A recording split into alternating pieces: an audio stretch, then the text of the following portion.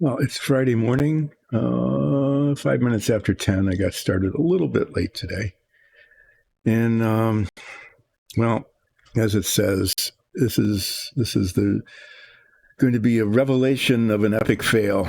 I guess it's not that bad, but yeah, it just feels like it because this.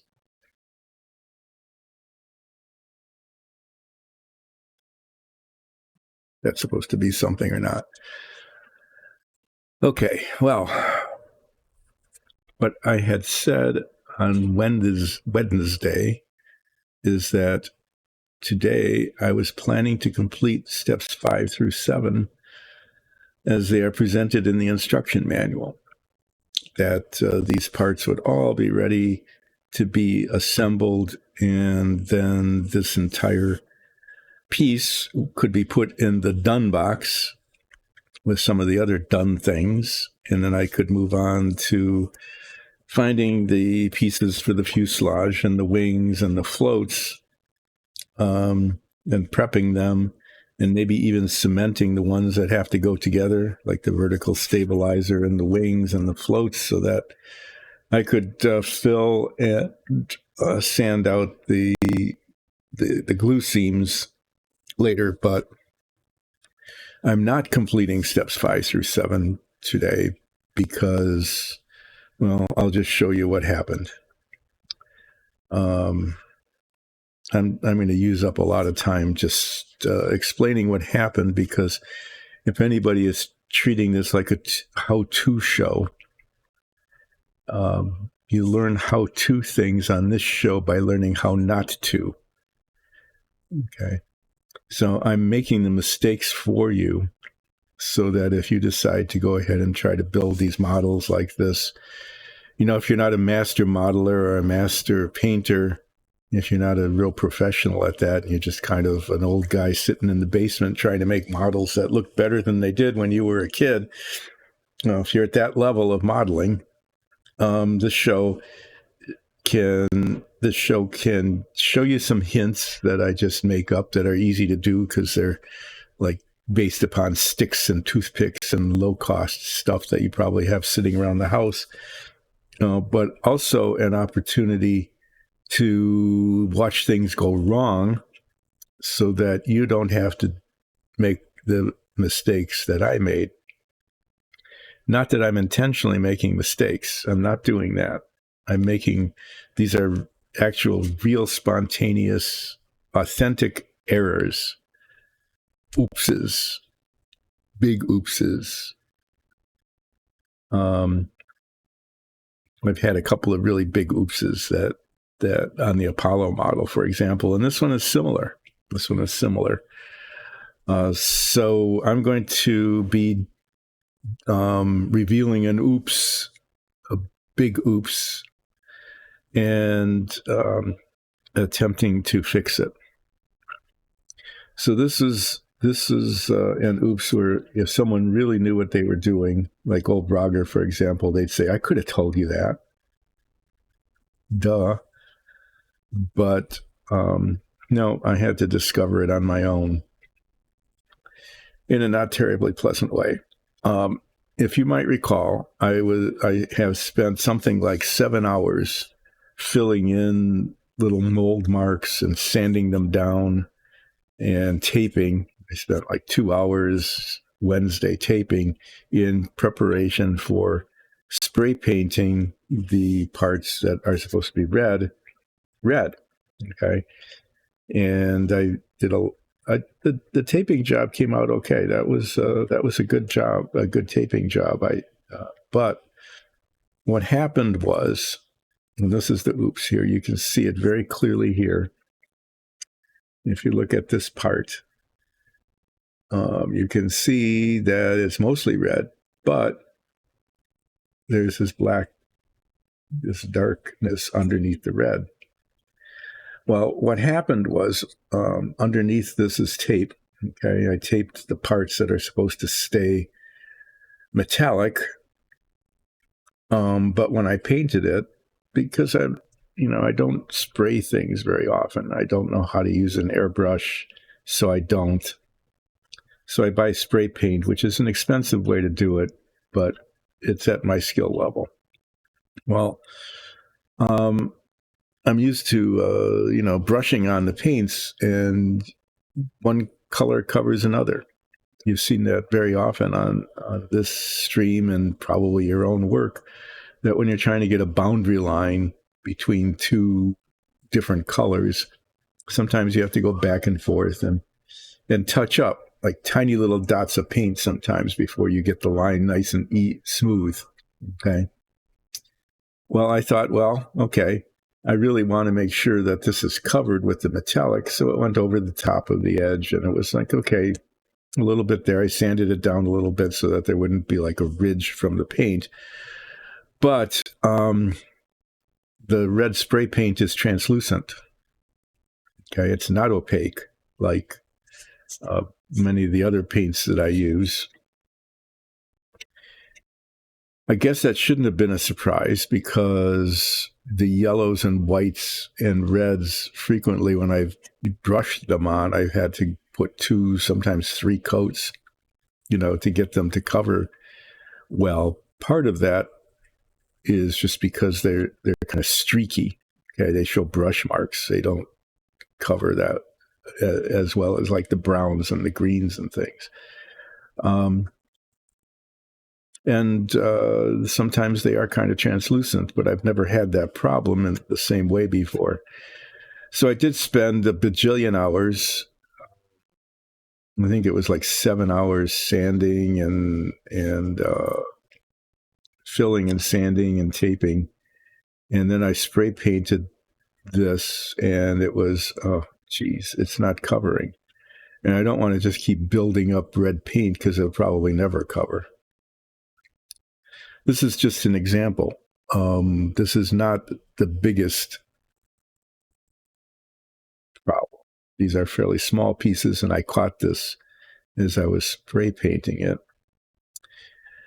So what I'm going to do, there's a couple of things that could be done.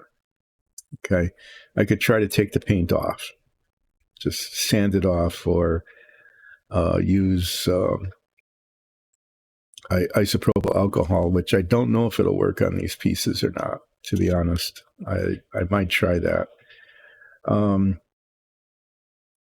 Or I can give it a light sanding, to just freshen up the surface. I'd use really fine 1500 grit paper, and just, you do that. Like if you're refinishing furniture or something, and you're putting a glossy finish over another thing, over another glossy finishes, you're supposed to like sand the surface or steel wool it lightly to improve the adherence. This wasn't painted very much. There isn't a lot of paint on here. I'm going to give this a light sanding, these pieces, and then reprime them with a white primer, so that there's a uniform colored white base coat, and then spray paint them red again. And I'm going to get the sanding done on these, and then I'll show you the rest of the pieces as I go along. I'll have to decide piece by piece whether they're okay. One of them looks like it might be okay. I'm not sure. I was in such despair when I saw what was going on that I just said, I'm not going to deal with this until the stream, and then I'm going to share this with everybody. Share with everybody what happened here, so that you can see that I am not a professional master modeler who's doing a how-to show. I am a old guy working in their basement trying to make models look better than I would have if I were building these when I was 12.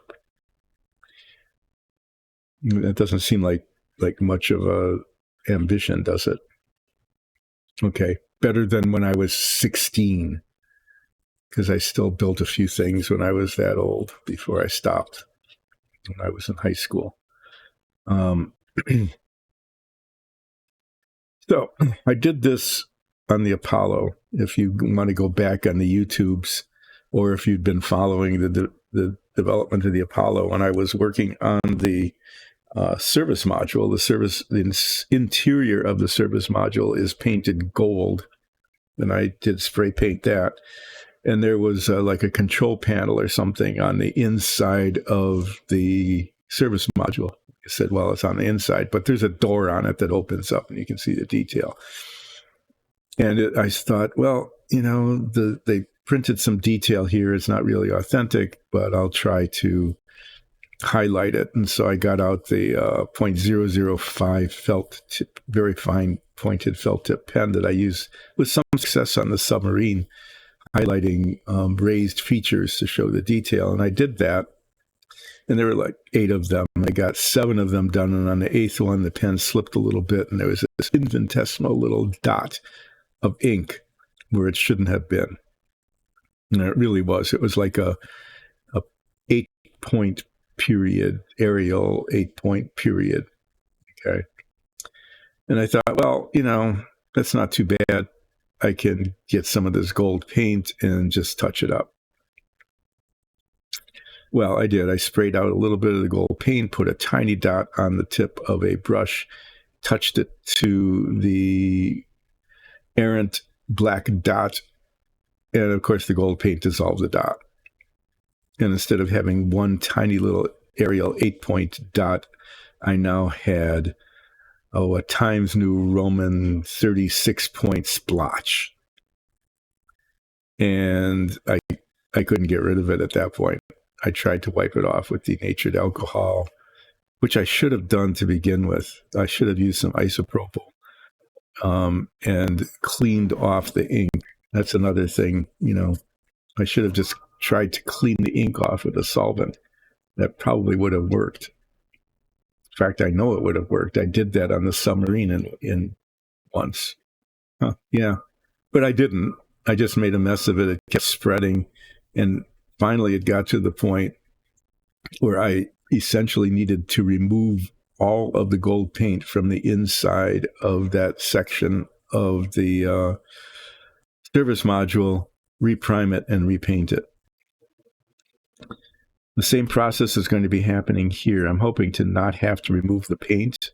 I think it'll be okay. I'm going to give it a light sanding and then reprime it and paint it. I can do that because there's not a lot of detail on the painted spots. They're just smooth surfaces, so I want smooth surfaces.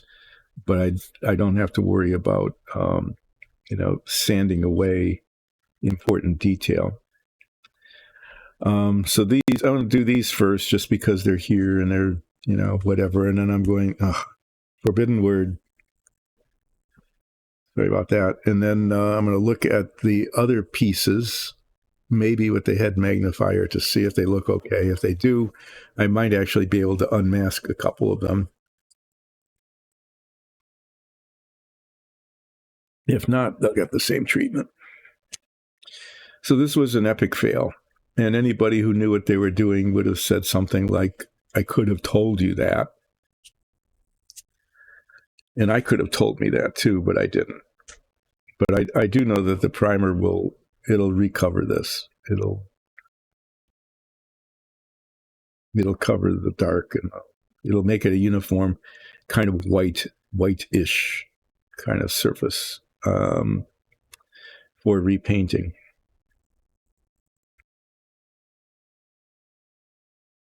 I was going to say something else, but I forgot what it was. I got off on a different tangent.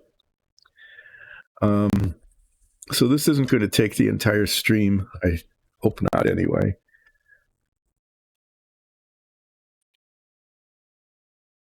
Never know. You never know how this is going to go.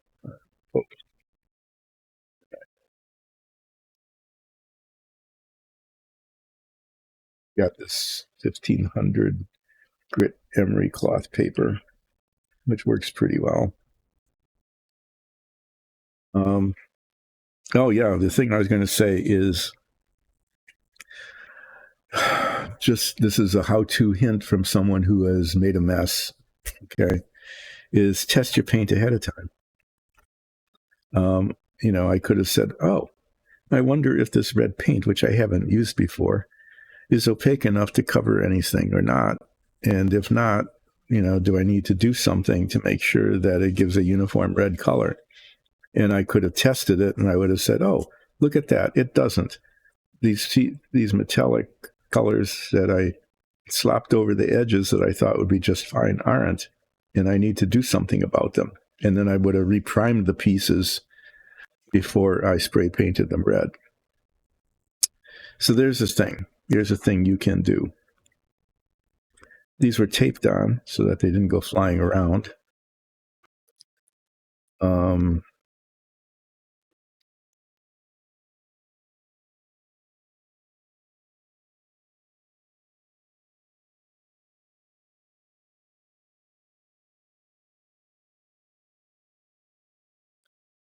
And yeah, just going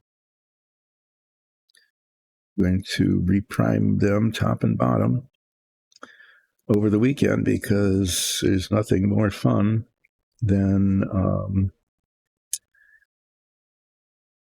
pretty much going back 2 streams. It'd be like 2 streams worth of time spent.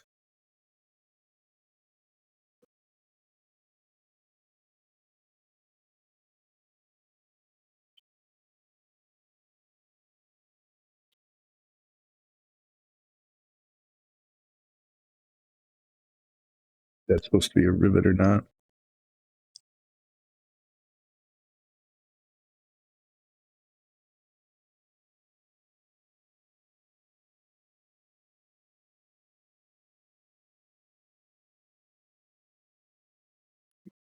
Looking, there's a little bit of a detail thing there that looks like it's just a flaw that needs to be sanded off anyway.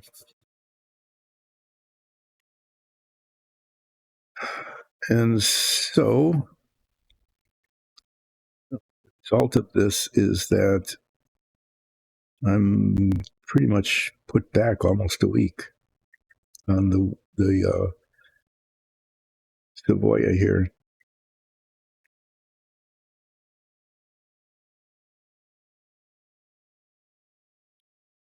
Yay. So you get to watch me do sanding. I'm not bothering retaping. I think the taping is okay. I hope so anyway. If that turns out to be another oops of a major proportion, then after I prime them and paint them, tape, if the tape is a fail, just no, I'm just growing a lot. Probably go, really, I can't believe this is happening.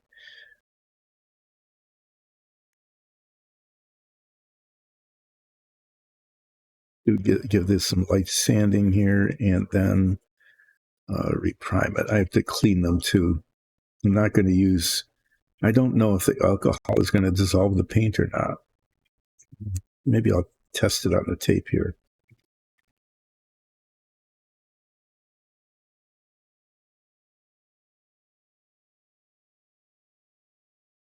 As I said, fortunately,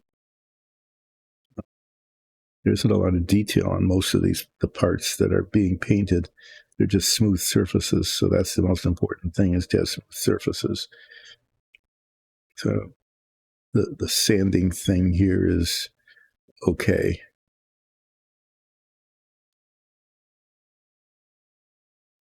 It's okay if the white is the primer, the original primer.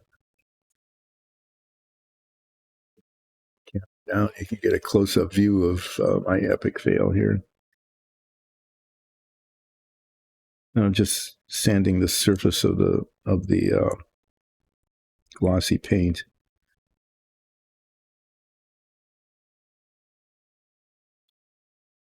And then I'll reprime these pieces, new tape. I said I was going to test this. Let me do the test that I said I was going to do.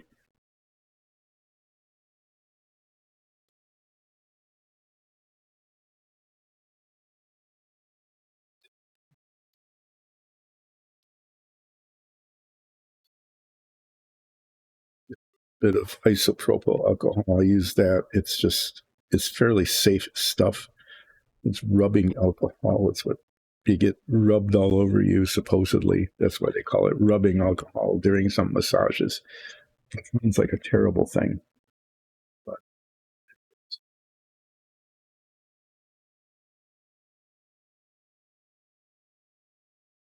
yeah, if there's enough rubbing, this actually does take the paint off. So if I absolutely needed to remove the paint from some parts, the isopropyl would work. Yeah, it comes off. It's off pretty well. It's an acrylic paint, but I wasn't sure because it was a spray paint. Sometimes because of the solvent in it, it's different. But yeah, if I needed to, I could do that. This is dead. I'll end up using this same cardboard when I tape these down for the repriming. There, it looks all bloody. Check my fingers, make sure it isn't. It was almost, but not quite a joke, really. I almost knocked. No, things might get knocked over today. There's a possibility. I almost knocked things over twice already today.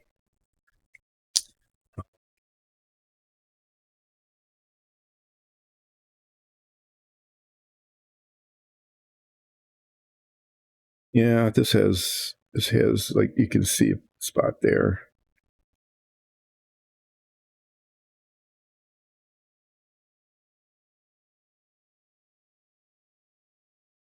Around the edges, where the gold paint went over the edge here, and it's not under the tape.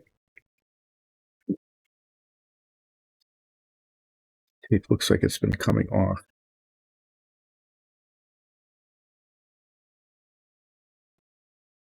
Not feeling much like having to retape all of this. But this one too now. There's a flaw there.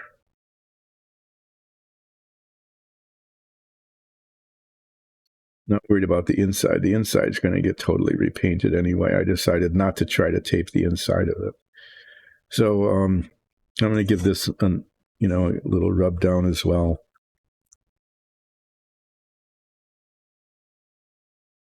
Great.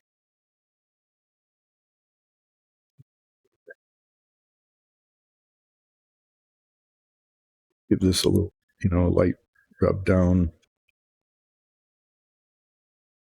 And then there's enough wrong with this that this needs to go through the repainting as well.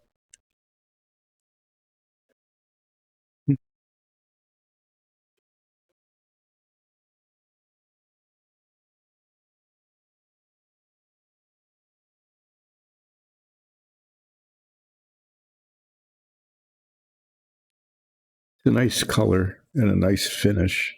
I have to say, there's at least that going for the paint.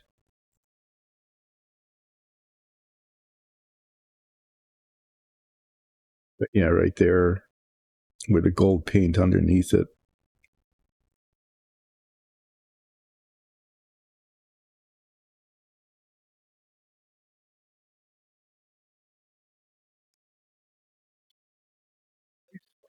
Just the primer underneath now.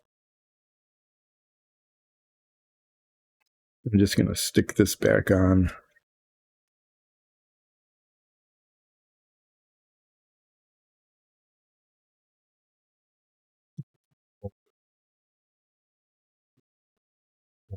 To the piece. Spray it because there's no other way to do it.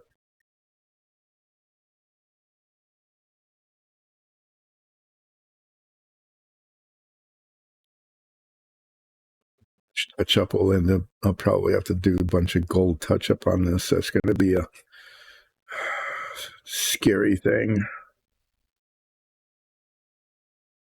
Getting mine just right. Let's see about this one. How does this one look? This one looks crappy too because of the same issue around the sides.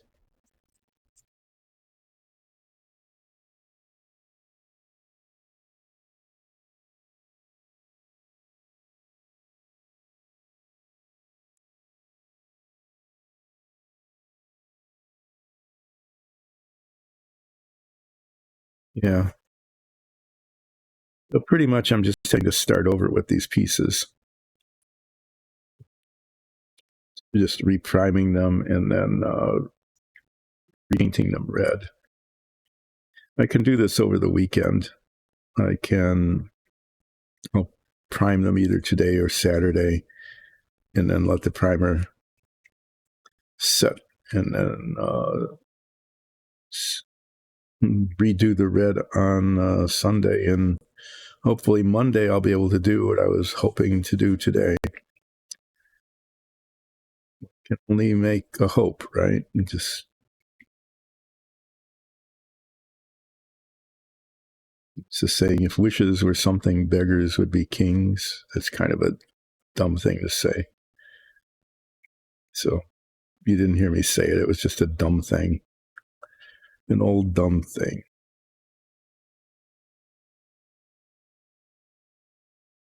To remember to clean these. And here's the big part.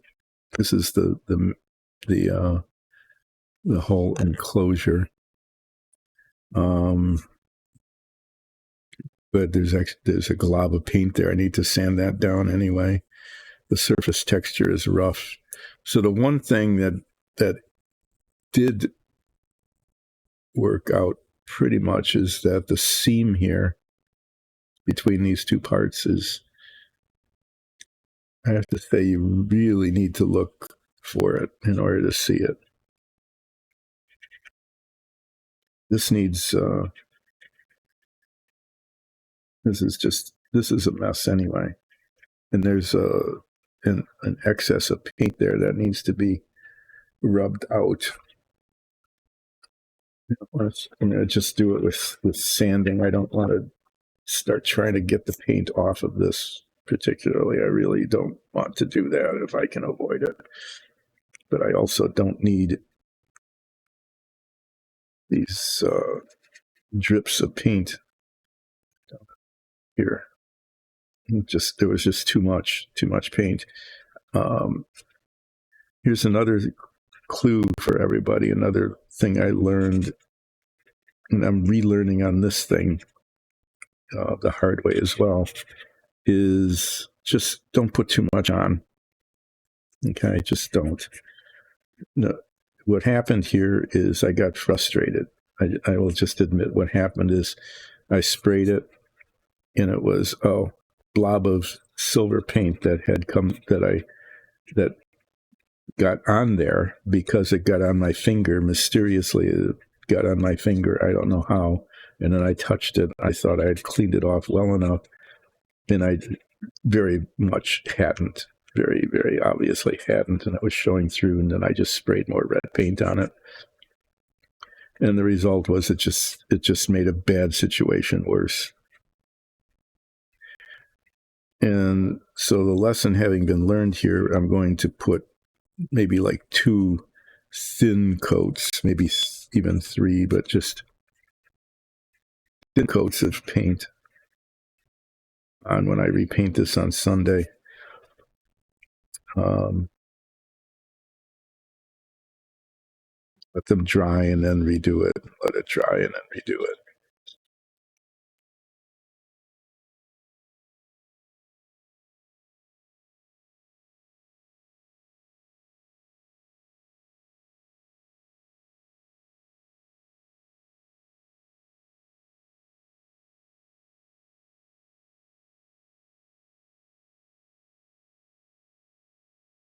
And making an effort to not mess up the tape. I don't know how successful I'm being here because I keep putting my fingers on it, which I shouldn't be doing. But I did.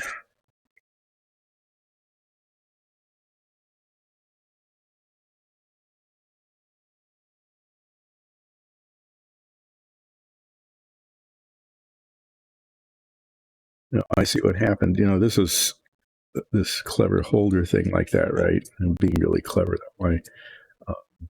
All the excess paint that I put on this because I got impatient just oozed down to the bottom. You can see it along the edges. Yeah, oozed down to the bottom. Terrific, yay. And now there's this side. This side has a big lump on it.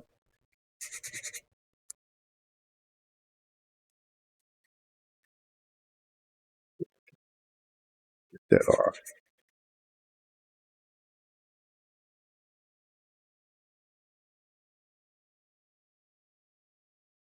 So yeah, I messed this up pretty good. I did a D minus, not quite a, well, yeah, the thing says epic fail. Hi, Aman. Oh, thanks for joining in. You are witnessing me trying to fix just a screw up. When I did all the prep work for these pieces to spray paint them, there had been some, well, I expected the paint to be more opaque than it was, and it wasn't. And so some paint that had come through, you can still see it. You can see kind of a dark shadow there. There was some metallic paint from the inside of this that had gotten on my finger, and I touched it. Yeah, it was a screw up. All getting to witness the my effort to correct what was a screw up that could have been prevented but wasn't. Yeah, I did. I messed up my my taping there, and so I made one screw up and I followed it up with another screw up. I had multiple levels of screw up on this, and so I need to. You can see the darker color there too. I need to reprime this so that it has a uniform subsurface. And that's why I'm sanding it. This is a gloss paint, so I'm just taking the gloss off so that the primer is more likely to adhere.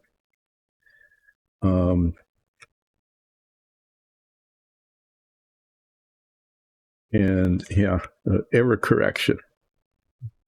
Reboot. It's not a total reboot. A total reboot would have been removing all of the paint and starting over.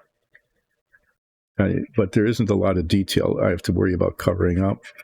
If this was, if there were a lot of rivets and things that were showing on this or ridges, I'd be spending a lot of time with some isopropyl alcohol scrubbing the paint off. But I'm pretty sure, not entirely sure, pretty sure, we'll find out over the weekend. Pretty sure that just repriming it and then repainting it will work. Because the primer will cover up the dark spot, the metallic paint that came out from the inside.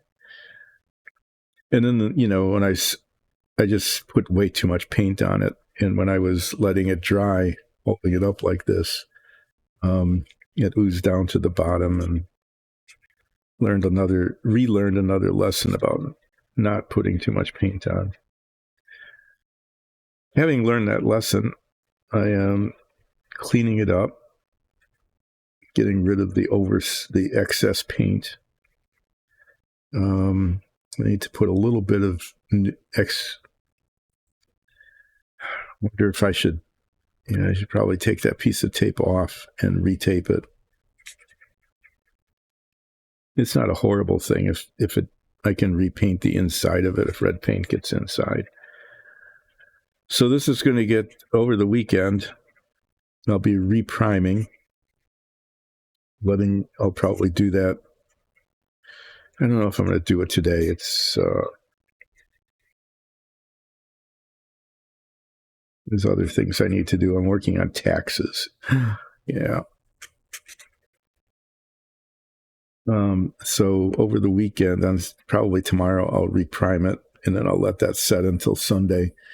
And then earlier on Sunday, I'll put one coat on, thin coat. I'm going to just do thin coats here. Just maybe I'll have to do 3. That's okay. I'd rather, having learned this lesson, spraying on 3 thin coats and not having to do this again is better than putting on too much paint and having it just, what it's doing here is pooling up.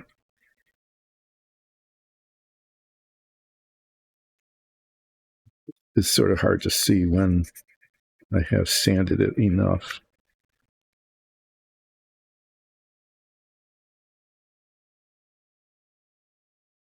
Pretty big blob of paint there. I think I'm just going to keep at it until maybe the color changes. Thanks for joining in on chat.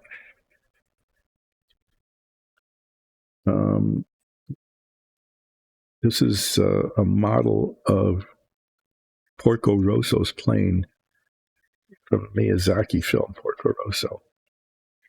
This was a wonderful gift given to me by one of the members of Dice and Dungeons, our Dungeons and Dragons show group.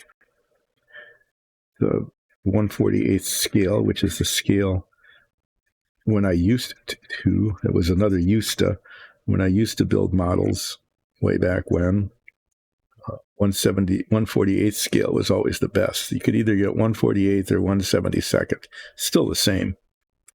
But the 1/48th scale models always seemed to be better produced and they had more detail. Not that when I was, 12 years old, I was very effective in preserving the detail. A lot of that detail got lost. Yeah, a lot of the detail on my models got lost because I used tube cement, and the tube cement it just turned into spider webs of acetone, basically. So you're sitting around with spider webs of acetone, gets on your fingers, gets on everything else, gets on the models. There was more than one airplane that had my fingerprint permanently embedded in its side because of the cement.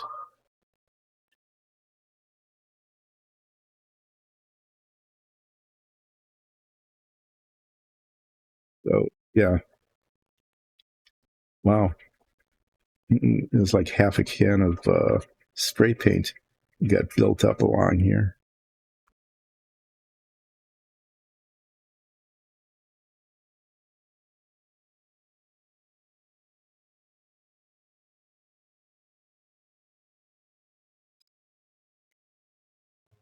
Yeah, so I would recommend a couple of things if you were ever to, work on models like this. One is test your paint to see if it's opaque enough to cover, and if not, make sure that the surfaces you're painting are nicely uniformly colored.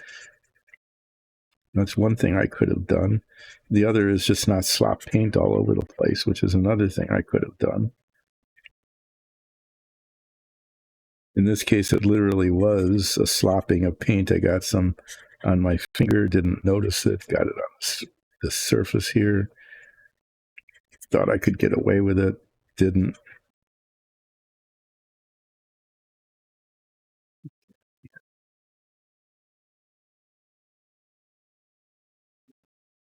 Be a lump there anymore. It's still a buildup. But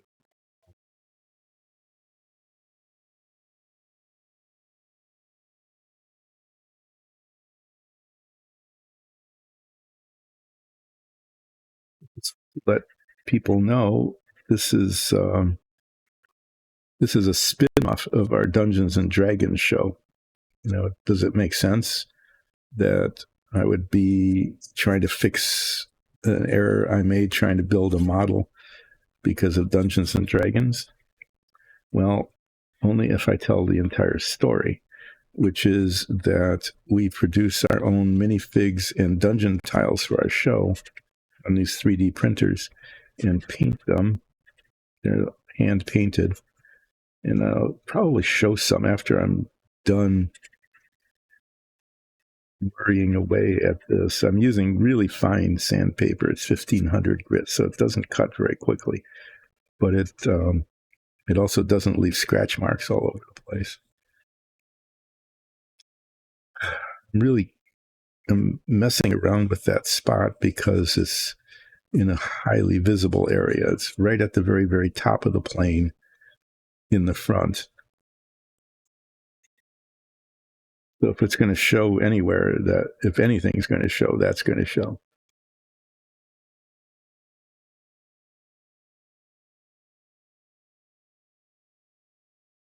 Well, that's cool. Tell us about your character. What are you trying to do?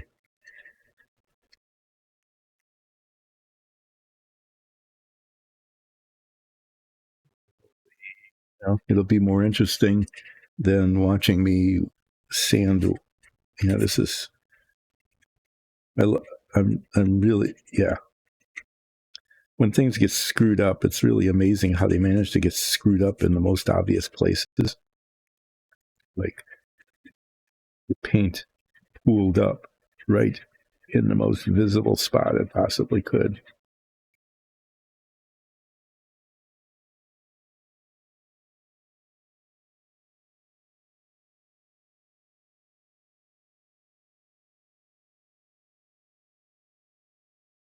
Arachne, cool.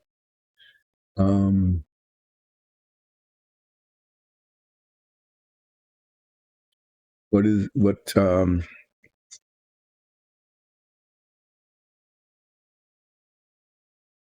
Arachne, is that taken to be spider-ish, spider-like, or is that just a coincidence? And what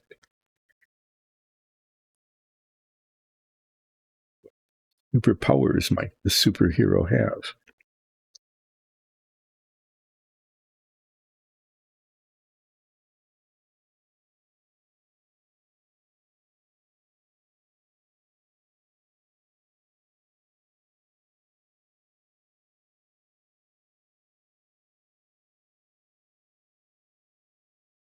So is this going to be a character in a game you're going to be playing?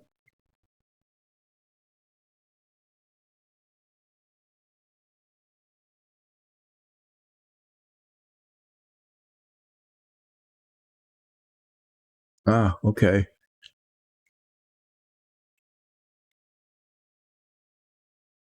So strings, I mean, I'll just jump ahead. Maybe like web-like strings. Are they exceptionally strong? Ah, okay. How many other people you're going to be playing with?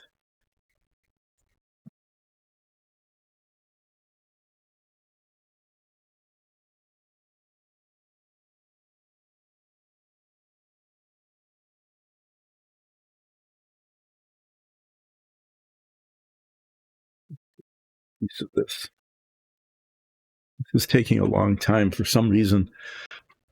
It just isn't. Oh my. Okay. So there's that kind of string.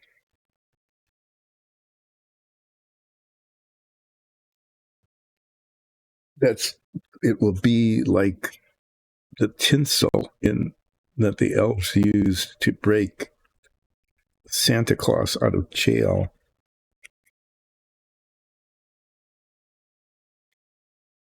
Or elf out of elf, yeah.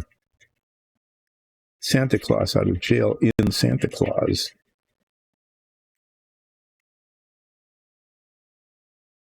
That's a pretty powerful weapon, actually. Ah, okay. That's like kind of like what Wonder Woman's whip of truth or something. I think she had that.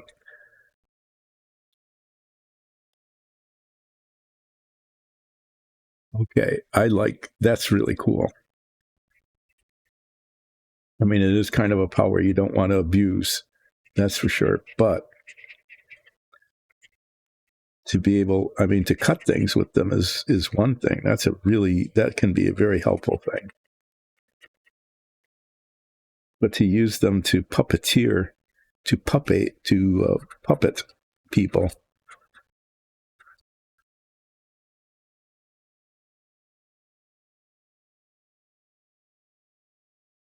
That sounds like a really fun character to play, I have to say. I mean, really, really fun.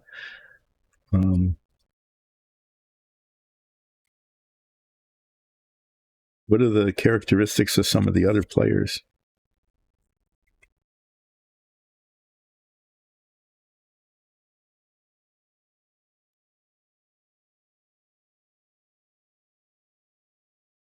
And are you going to get, do you have your group set up? Are you going to get going soon on your game? Your RPG game?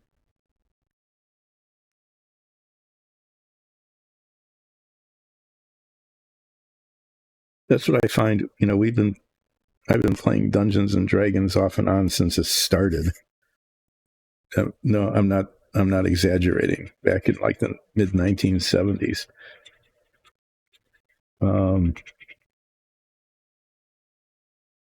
And I've always found it to be the most fun.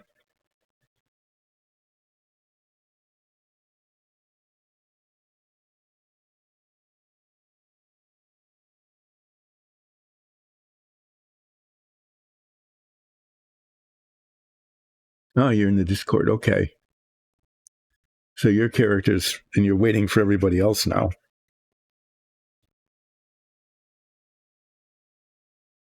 Well, you can spend your time now that you're not working on your character, nagging the other players to get theirs done so you can get started.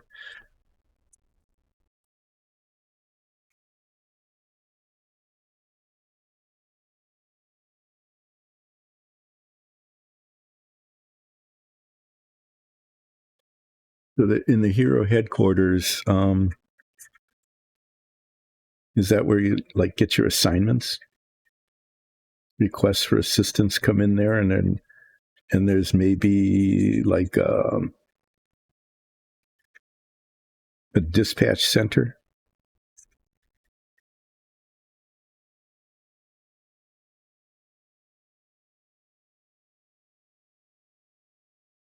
Open systems like that are, you know, on one hand, it's like challenging because there's just so much that could be done. On the other hand, it just gives you so much freedom to develop characters and not be bound by a strict set of rules. So I think that's kind of that. I don't know. Everything has two sides to it, right?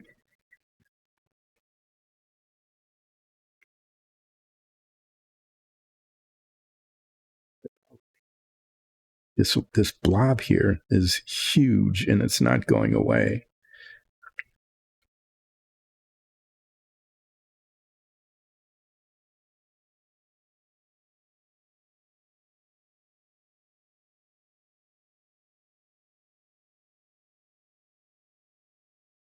Combination of the two. Okay, that's kind of overpowered, though.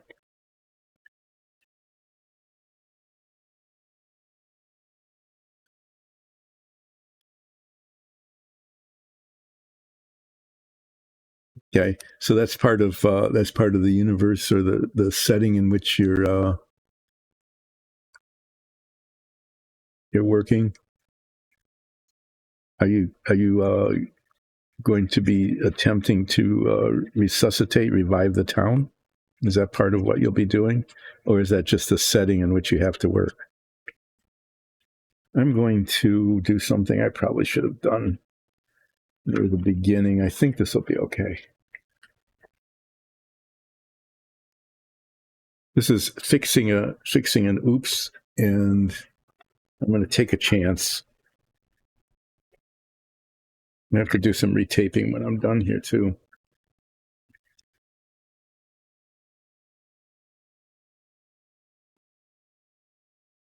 Okay, what I'm doing here is probably not a good idea. Is I've got this gallon bottle, it's half full, of isopropyl alcohol, and I'm trying to get a little bit out of it rather than doing it the smart way and using the little jar that I've got over there.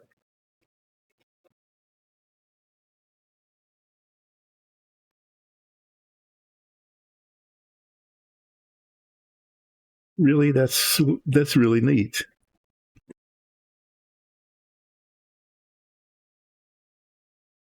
So she helps the kids with toys, distracting them and giving them hope. That's a really okay. This character is getting better all the time. I mean, not that you're making it get better. It's that as your description is going on, the more fascinating I find it.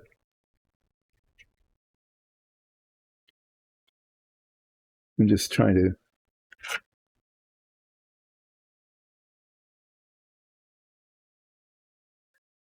That makes sense. That's really okay.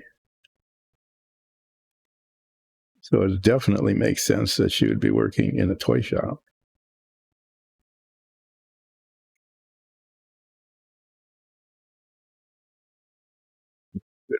Doing this, there's a lot of paint on here where it oozed down to the bottom.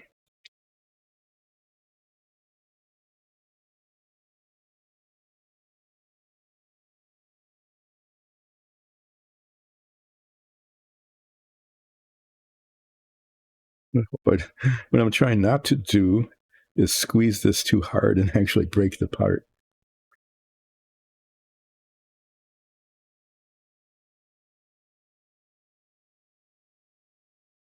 So that's kind of a hidden thing. That's that's a cool thing to have in a character like that is to have pretty much a secret like that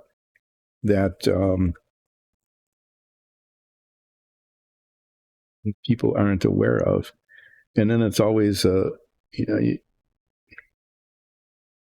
the play is then, do you ever reveal it or not, and under what circumstances, and would it be a good thing or a bad thing if it happened to be revealed? I mean, what would the consequences be?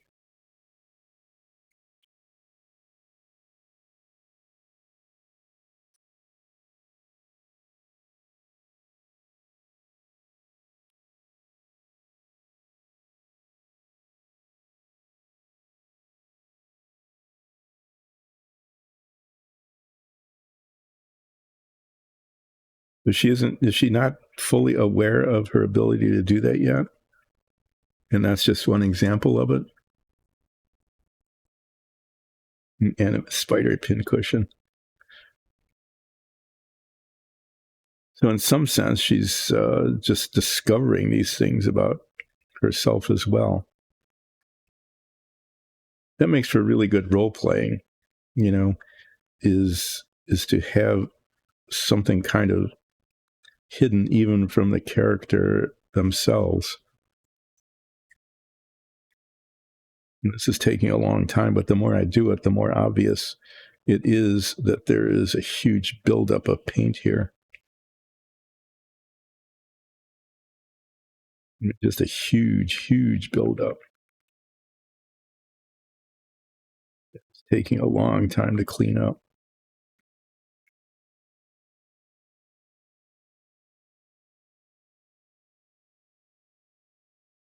Well, this is taking about everything I do on this stream ends up taking a lot longer than I think it should.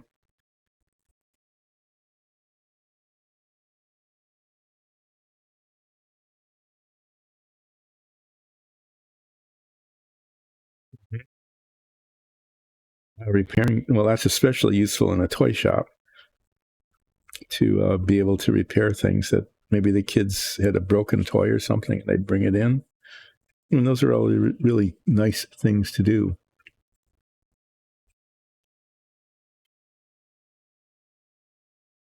So she's in the game. Will she be like discovering these things about herself?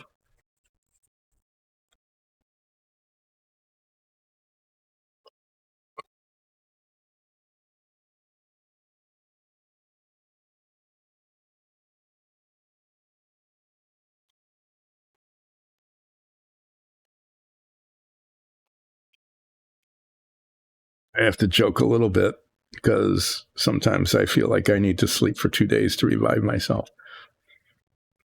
That's only partially a joke.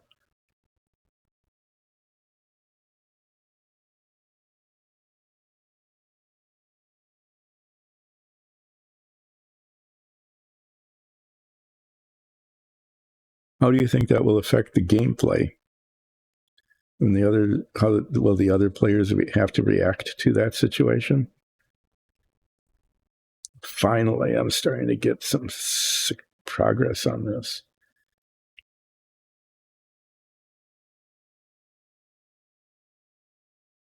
I'm getting alcohol into the tape. I hope it holds.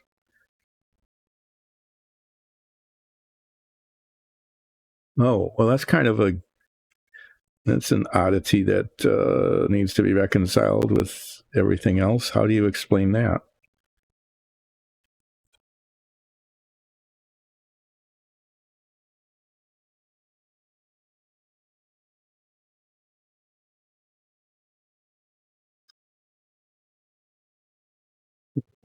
This is making it a little sticky.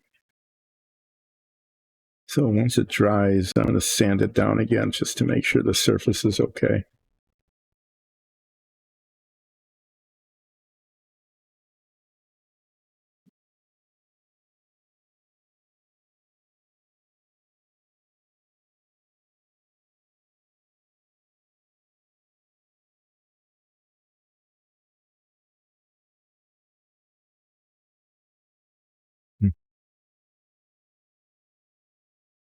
Yeah, that can make sense.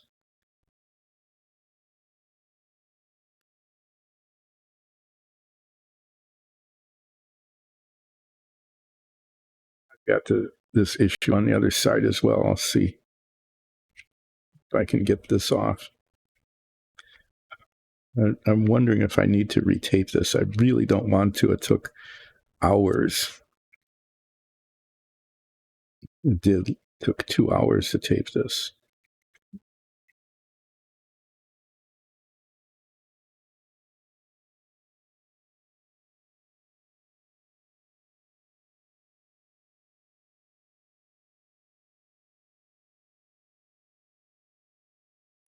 Mm-hmm.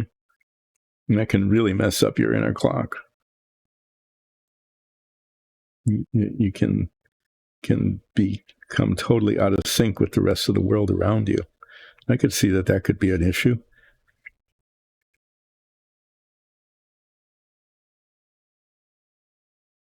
This is a pretty amazing character you created.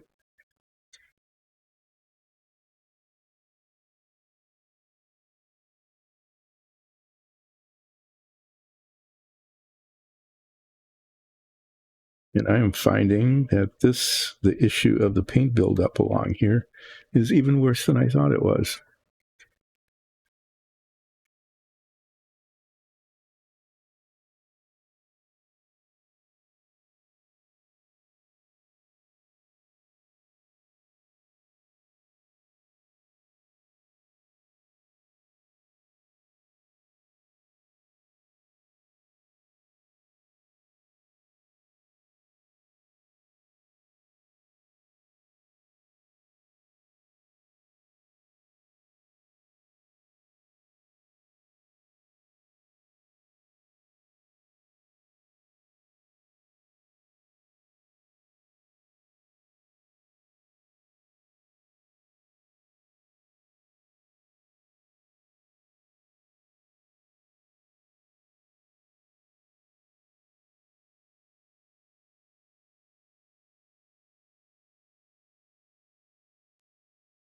So she looks normal to keep, in order to get, form relationships at school. Does she reveal herself to anybody? Does she develop a relationship with someone that she feels safe in revealing her true identity?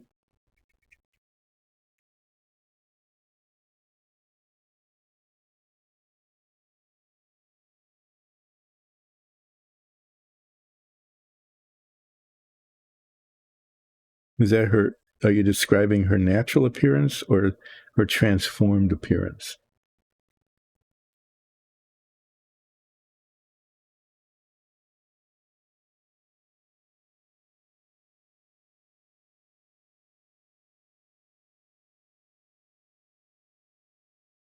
Okay.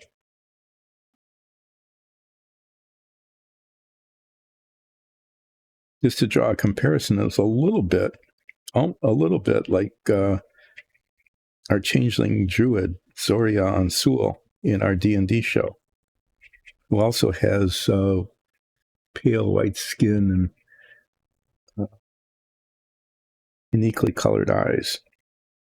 It makes for a really nice combination. And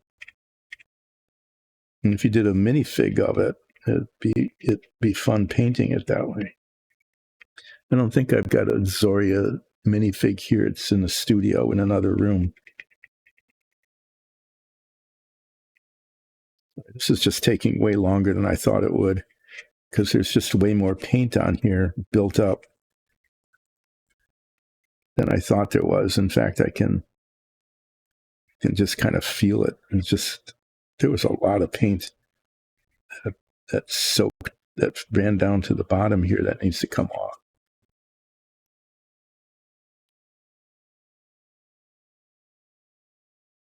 So I need to let this dry, and then I'll use sandpaper on it. Well, this is bad. The tape got messed up there, as it did in the front. I'll just have to put some little bits of tape on it in a bit. Okay, I'm going to finish this with the sandpaper. I think I can do that. I might.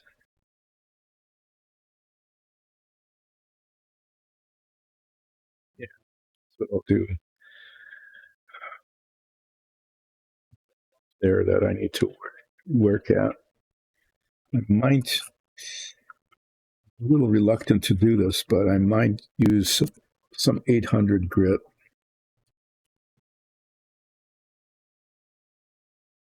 Just to move it along a little bit.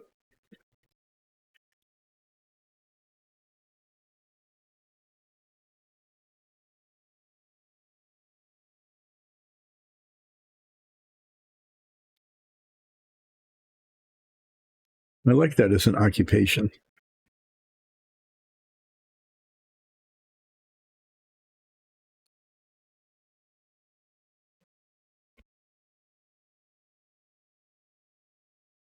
I am going to take a chance and hopefully avoid scratch marks. Just using a coarser grit paper on just these little blobs of paint that are being very reluctant to leave the surface.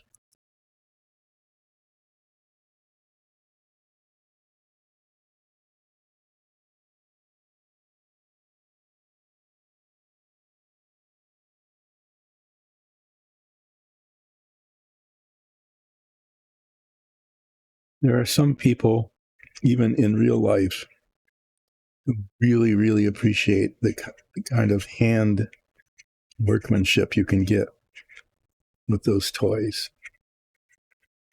And they become precious. They become like heirloom quality things in people's possessions. I've got a couple of small things that my dad made. Actually, a big thing. He made a rocking horse, and it's just maybe not the finest rocking horse ever made, but it's something that was handmade by a family member, and it becomes precious.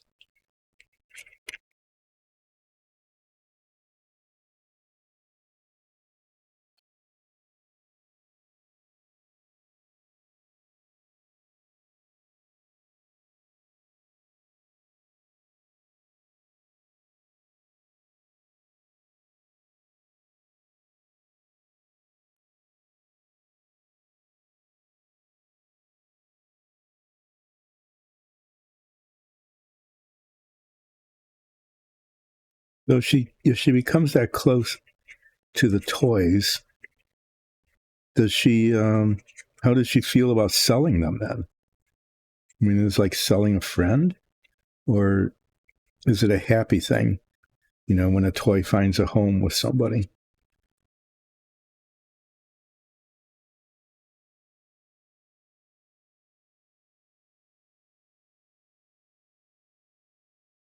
This is really, it's starting to look pretty scabby, which is fine because it's just getting prepared for being reprimed.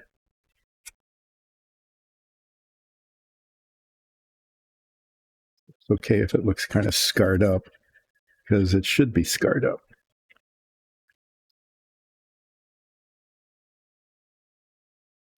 Oh, I imagine so.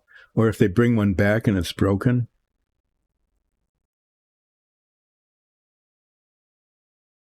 Mm-hmm. One would hope so. And then, since she can repair them and does, then if something's broken, she needs to find out, what's the story? Is the child who owns the toy now like treating it badly?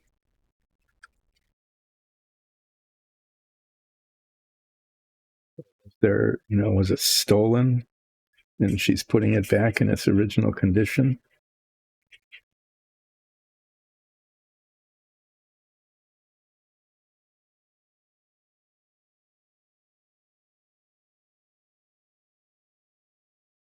Yeah, that can be a whole interesting interaction.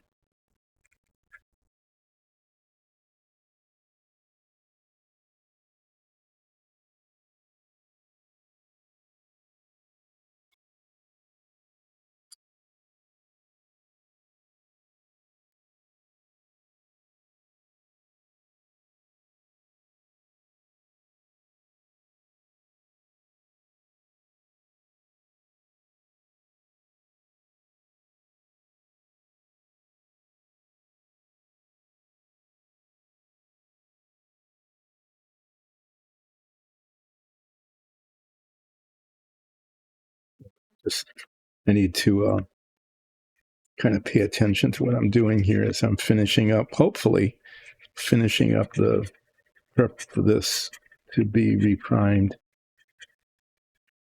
getting rid of the last bits of the excess paint.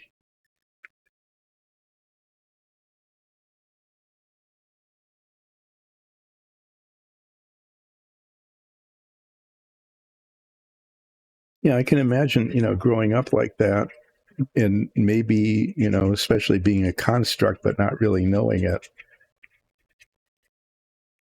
That just learning social skills can become a whole process in itself.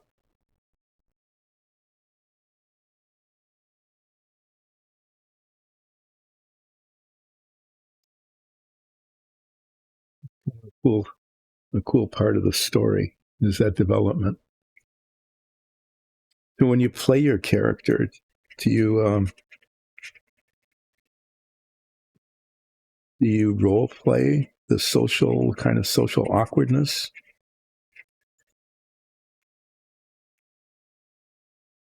You bring that to life when you play the character?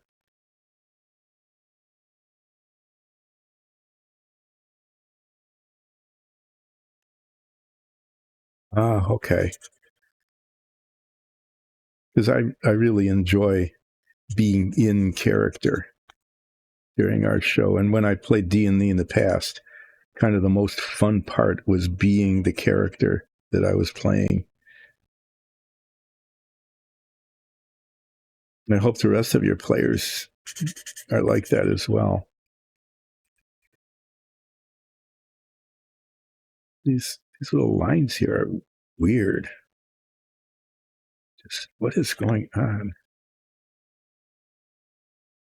Just excess paint there is what it is. I really should take this down a little bit further. There, I guess that's okay. I just need to smooth this out. It looks like what happened when I used the alcohol. The paint dissolved as it got a little sticky. And maybe I need to, I really messed that up. Nicely going. Nice going. Sorry, I can't believe I did this. Now I need to retape part of this. Maybe I can fix it.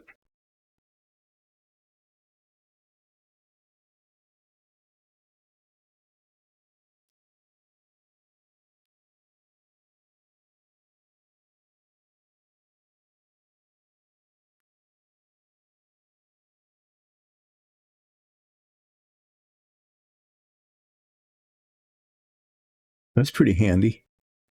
You know, if you're a superhero and your costume is quite likely to be damaged.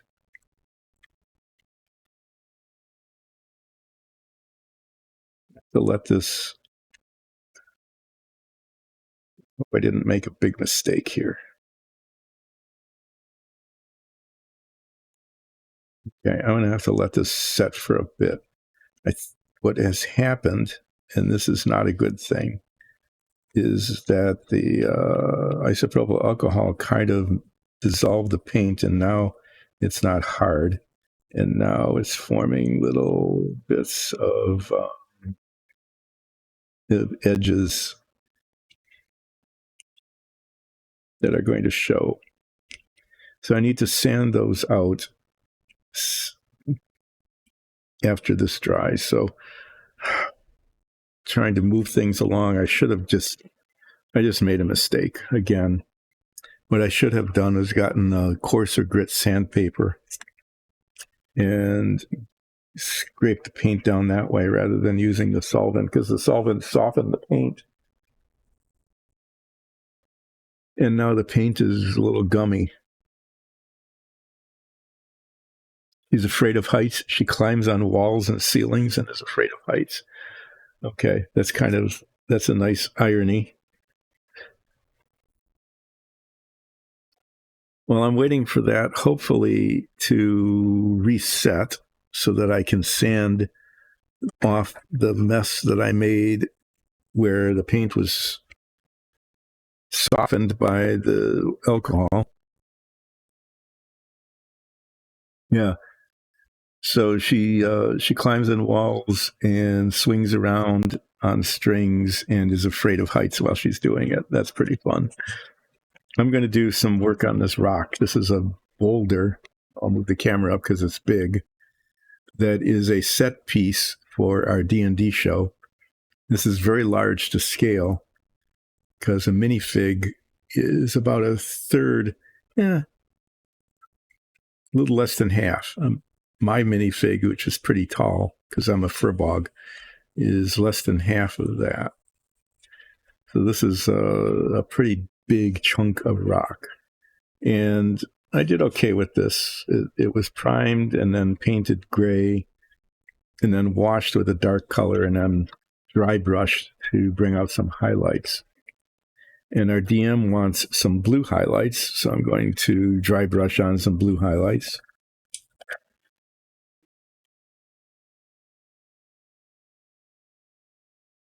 Uh-huh.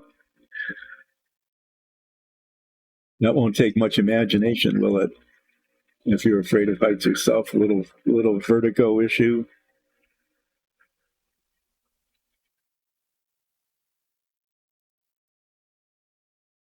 That is pretty cool. I mean, to have a character whose one of their major powers is to be able to be up high and to swing through the air and then be afraid of doing it. I'm not sure how much of this I'm going to put on. So I don't know how it's going to look. This is kind of a medium blue color. This is sort of blue as it is, but we'll see. I'm going to use this to get it dry brushy.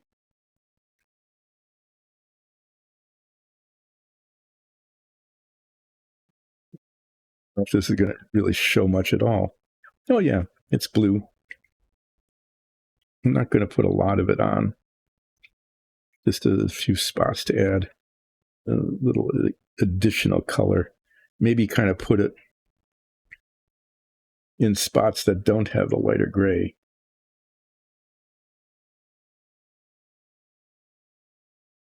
But that might look okay on camera.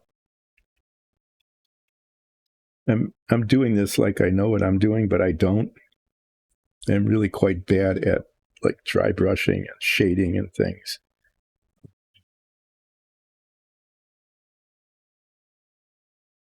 Doria Ansul, Nicole, is actually a real artist, like a trained artist, and knows all sorts of art techniques and things, and it's really good at doing this stuff.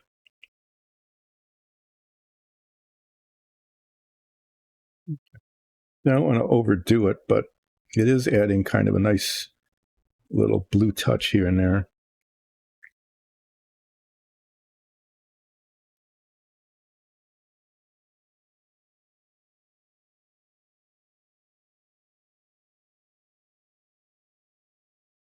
Yeah, it is. It's actually a transparent brush. I don't know where it came from. This is one of Nicole's brushes that she got for her art project, and it's yeah, and it's almost transparent, kind of unusual that way.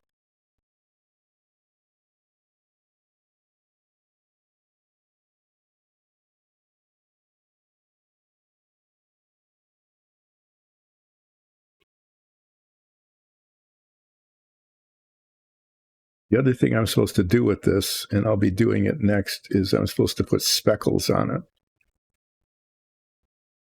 And I have to be really careful because the process makes a huge mess. And I'll probably get it all over just like everything where I don't want it. The last time I did it was with smaller pieces, and it actually worked. I was kind of surprised that the technique worked, but it worked mostly on the cardboard down here. You can see all sorts of little white speckles. Oh.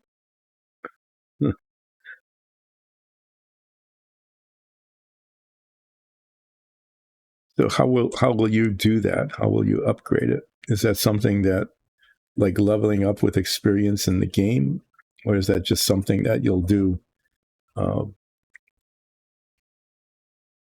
It's like changing a character's statistics, kind of. So I'm just curious about the process. Ah, okay. So as you get resources, you can apply points to that. You know, it's like when my character, my D&D character levels up, I could improve my character's charisma, which is gives me a -1 bonus to charisma checks. It's that bad. My character is definitely not charismatic, quite unlike our bard, who is. But okay, I guess that I don't want to overdo the blue, but it does add some. I don't know. You can just sort of see it in the background. It's kind of adds some interest. It's not too bad. I was thinking of dry brushing on.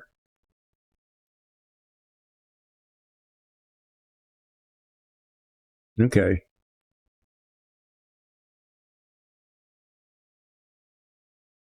So it isn't going to be terribly expensive in terms of points. I was thinking of brushing on some really like a lighter white for highlights, but I'm not sure I want to do that. No. In fact, I am not going to. I'm just going to do some speckling.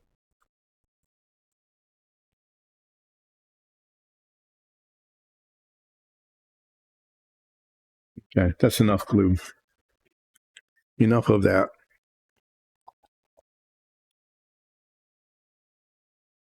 Hi, Who. Yes, Who 128 is a member of our D&D group. They play a Tabaxi bard. just a wonderful, entertaining character. Should I be nice to you? Why don't I go ahead and be nice? Yes, I'll do a flip. That is an important part of the show.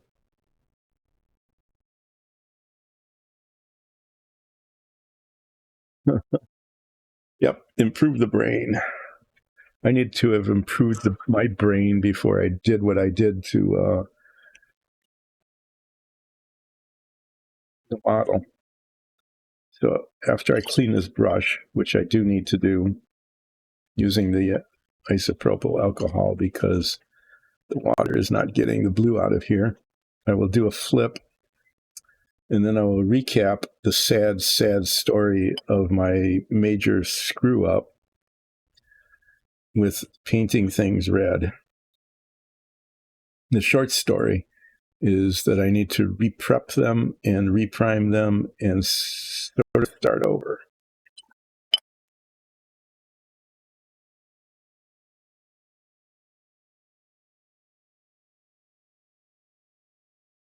The long story is that I really screwed up.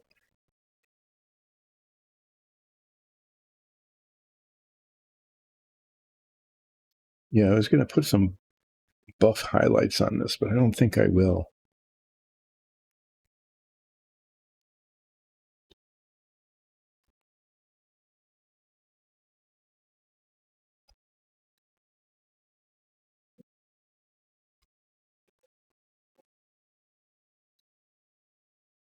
Flip. Let me flip something. This is a regular feature of the show when Who is on, or sometimes other people will ask for a flip, but usually not. And this has been a standard feature for a long time, is to flip something. And what I've been flipping are little tiny pieces of wood. In this case, it is the end of a stir stick from a now defunct store. So it'll be sear or not to sear. That is the question. 1 sear, 2 sears, 2 to 1. I do 6 flips instead of 3. Oh, that was not good. I'm not keeping it on camera. There we go. 2 to 2. 4 to 2. Sear wins. Sear wins over not sear. 4 to 2. So the short sad story is that the red paint is translucent and it didn't cover up the paint that came up over top of these parts. You know, when I painted them, I got some metallic paint around the edges and stuff, and it just ended up looking terrible. So I'm going to reprime them and repaint them over the weekend. And then I messed up. My effort to clean it up ended up messing up even more.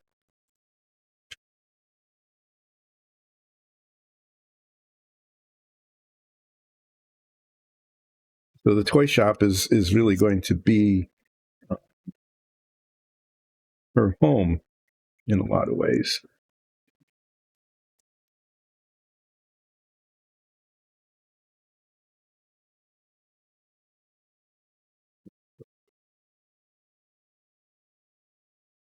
Retaping these onto this cardboard so that when I spray the primer on them, they don't go flying. Learned that the hard way too, when I put little pieces on a piece of cardboard and sprayed paint on them, and they went flying onto the floor, got all dirty, just a mess. And these are going to stay on their sticks.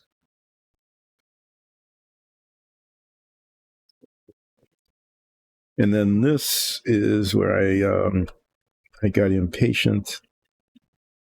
Okay, yeah, as it's drying, it's getting harder. This needs some more sanding around the edges here and needs some retaping where the tape has come loose. Maybe I'll just do that now.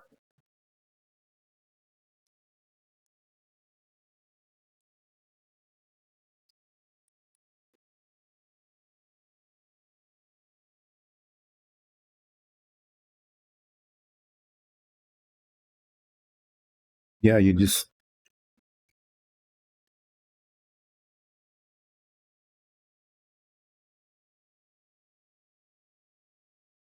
a lot of the role playing for this character has to do with their relationship with their toy shop. That'll be interesting to play that out.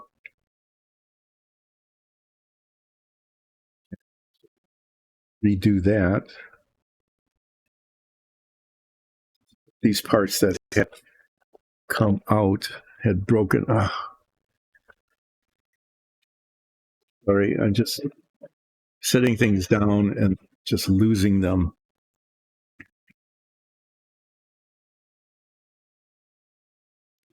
And I need to cover up the back, but I'll do that after I finish sanding these. It is still too early to sand them.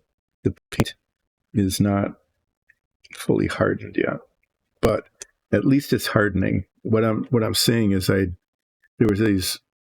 put too much paint on.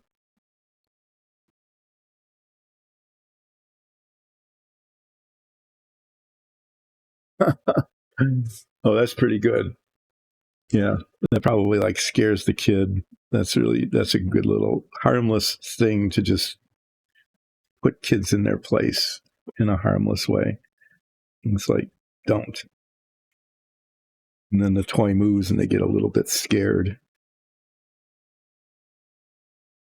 It sounds like you're having a really good time developing this character, and probably a really good time playing it too.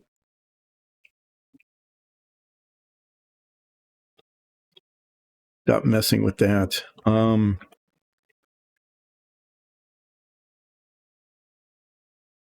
Okay, the spattering thing just makes a mess. I'm going to try to cover things up so that they don't get paint all over them. And I'll show you how this works in just a bit after I clean some things out of the way.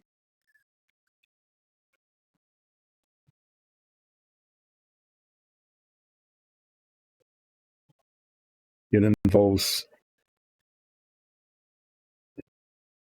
getting one's hands full of paint.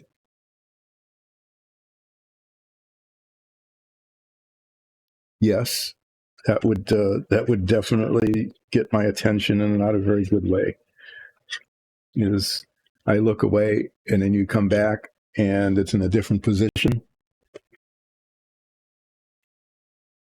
That would be and then you start saying, questioning whether it really moved or not, whether it was just your imagination and it happened again, and then you really start questioning. Yes, that would definitely get someone's attention. I agree with that completely.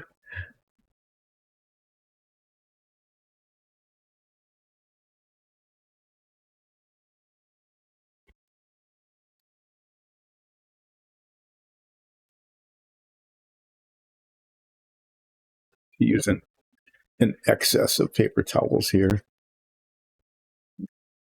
Don't want speckles all over the things that I'm cleaning up.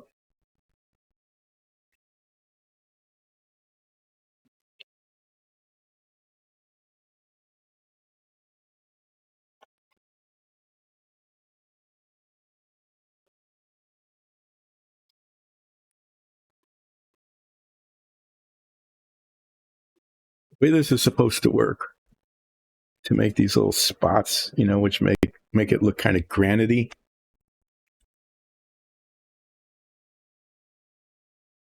Huh. Oh, that's even better. Yeah, is you make it move and then you put it back to where it was.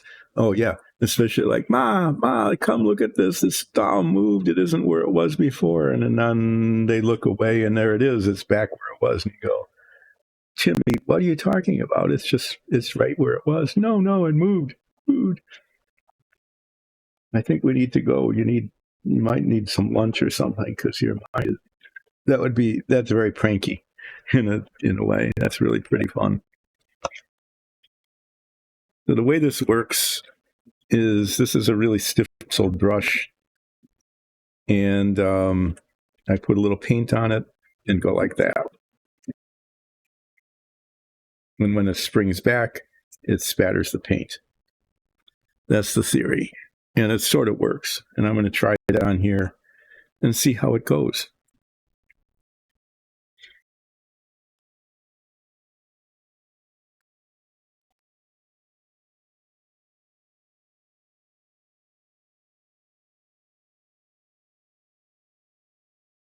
You don't have to imagine that when you look away and the toy looks at you, that it's unsettling. It would actually be unsettling. In total complete reality, unsettling.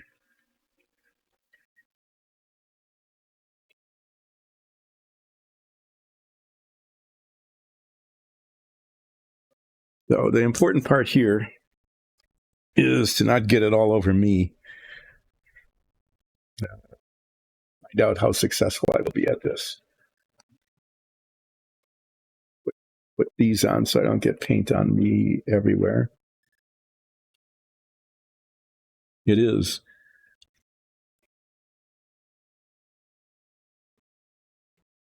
So that's a good prank to pull on kids when they're being mean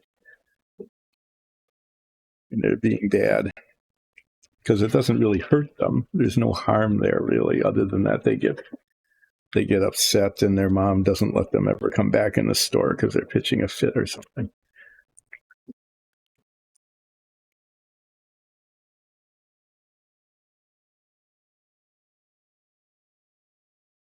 That's what it would appear. You would say, is this real or isn't it? And it's real. I mean, in this case, it would be real, but it would feel like it shouldn't be real.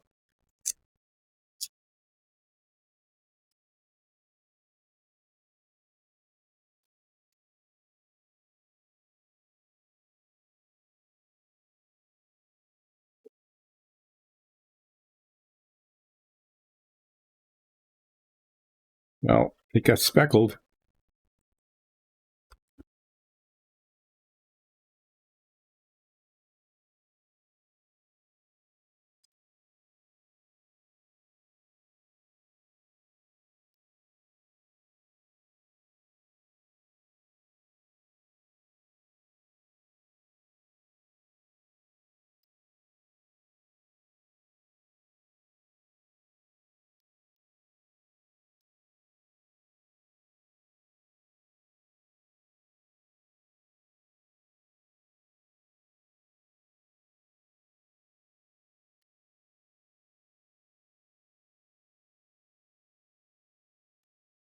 Yeah.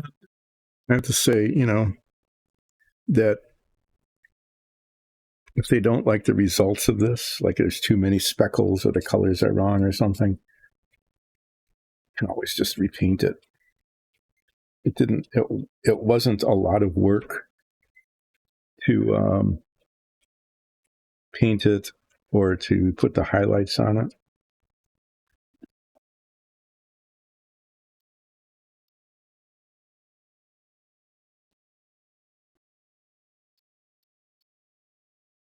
There's a lot of speckles here, but we'll just pretend that that's like an inclusion or something. Okay, I think that's enough. There, didn't even make too much of a mess.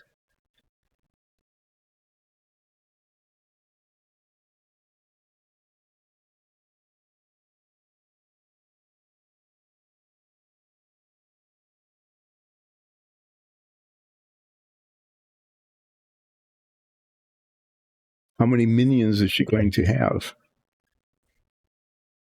See if I can get this thing clean.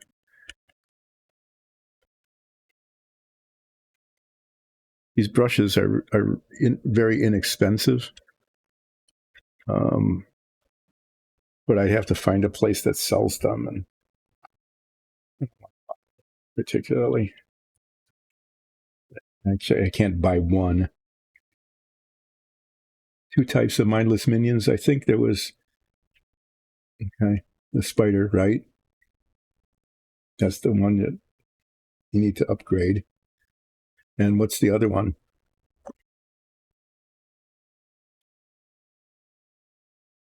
Oh, the other one is going to be the new ones, the one she can summon.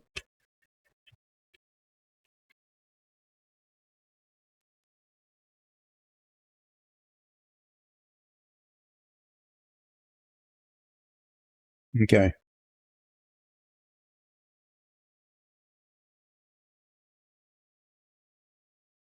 Mm-hmm. Oh, okay. I see. The summoning that you would like to have is a totally separate thing. Understood now.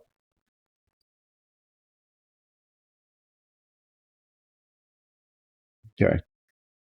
So those are that isn't something that's part of her character now. The summonable minions, which are so cheap. The bristles. Oh, sorry, I'm pushing it back in.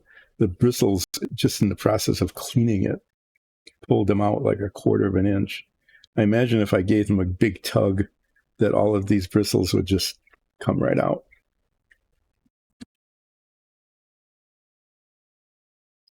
I'm going to step away for just a moment because I've got gloves and filthy, paint soaked paper towels and stuff. I need to throw them away or else it really will make a mess. So I'll be back in like 12 seconds.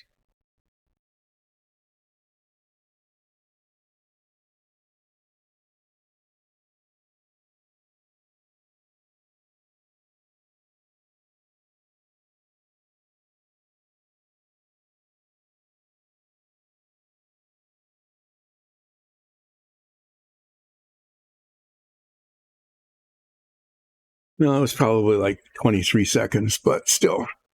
Um, I think this looks okay. I think this, I don't know. I don't know. I personally don't like the speckles that much, but our DM does. And if the speckles, if that's a fail, the process will be to reprime it with a gray primer, rewash it, retouch it up, re-highlight it, just do it all over again. Geez, I'm going to have a whole hour left.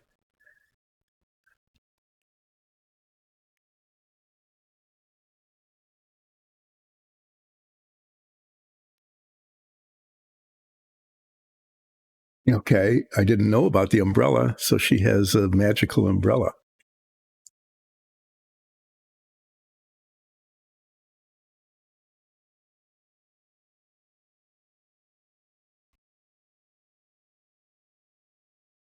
Well, I just managed to screw up my knee a little bit.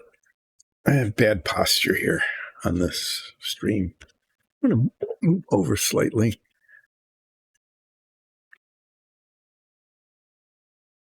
So the black splotches here are from the wash. I'm going to do a little bit of maintenance while I'm still waiting for that paint to recover from cleaning it up.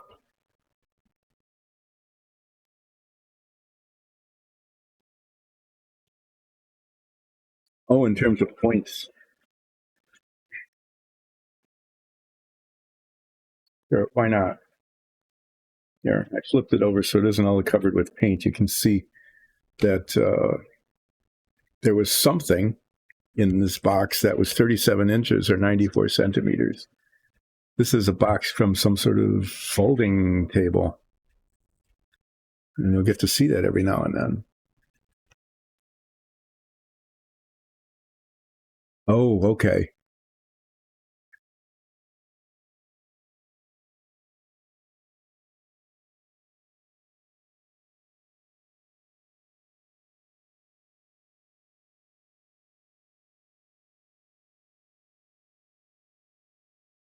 Okay. So you had 150 points at the start of your character creation, and you've got plans for the use of future points. That makes a lot of sense. I'm going to go back. I don't want to be too impatient, but I'm going to be impatient. I'm going to see if the sanding will start to work again on this.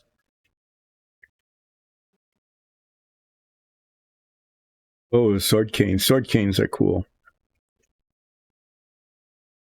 We actually have one. I mean, it actually has a blade on it, which is, you need to be careful with it. It's not a weapon as such. It's like a prop, but still, I always thought sword canes are really neat.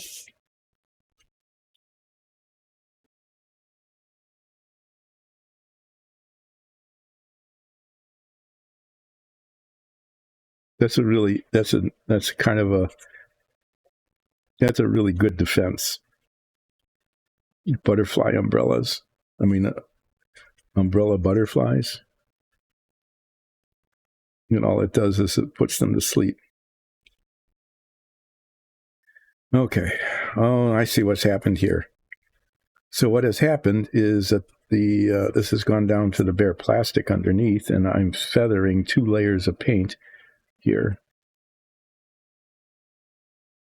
Because that's the bare plastic, that's the primer, that's the paint, the red paint.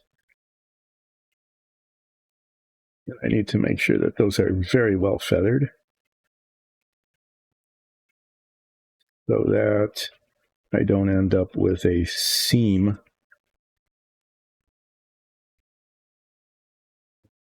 Visible edge. I don't want a visible edge.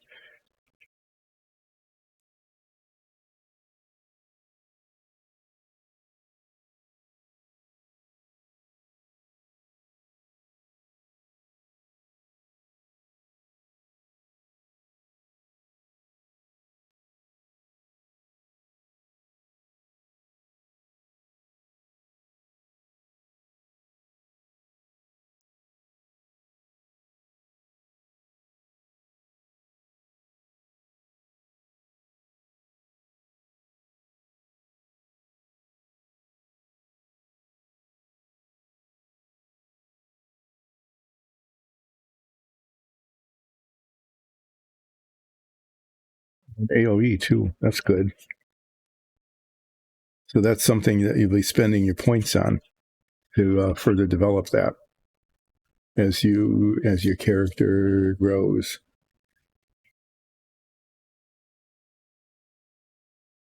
Okay.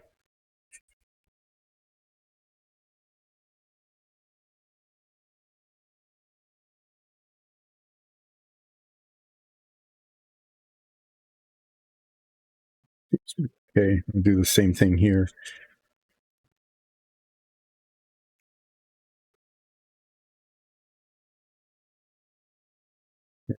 To be actually a little too aggressive in getting rid of the excess paint. I really, I got impatient and used the alcohol to dissolve the paint away. And what I should have done is just use the coarser grade of sandpaper to sand it away, because now I've got these issues of kind of like raw edges of 2 layers of paint against the plastic. And hopefully that won't be a problem. I will see how that looks after it's primed.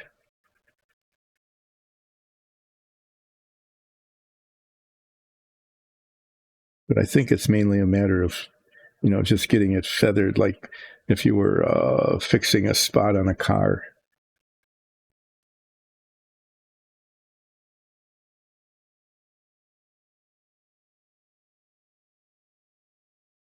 Mm-hmm.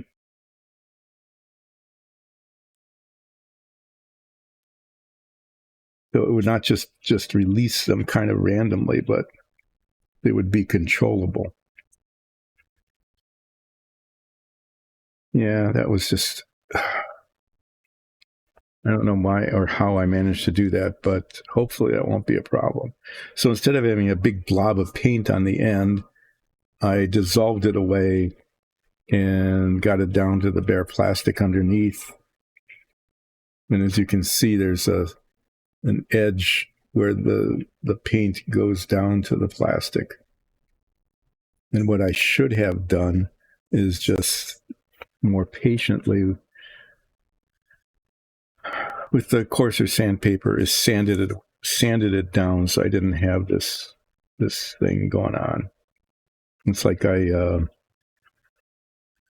had a problem and managed to not necessarily make it worse, but it wasn't the best solution. I don't feel it.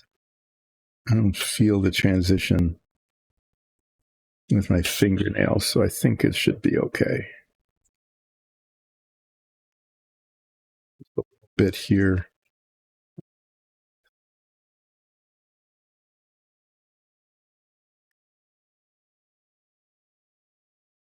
Yeah, how would that work?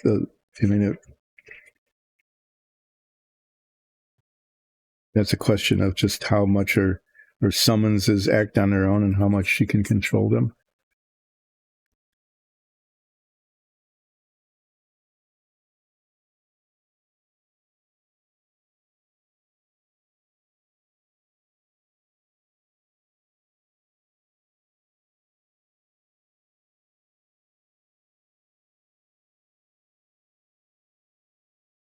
Well, I hope this works out okay. There's some down here that needs to be done as well.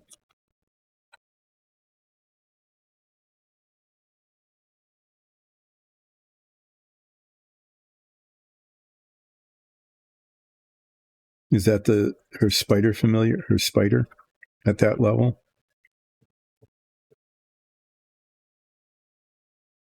Oh, I see.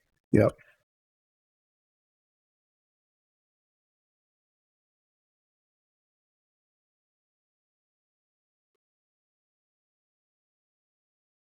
Definitely needs to be sanded out.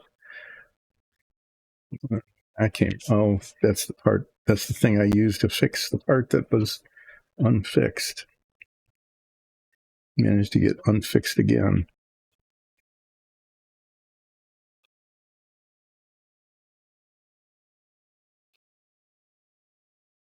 Okay. So her spy is the one that's most sentient. And then the Tin Man, like you said, there would be pretty much mindless.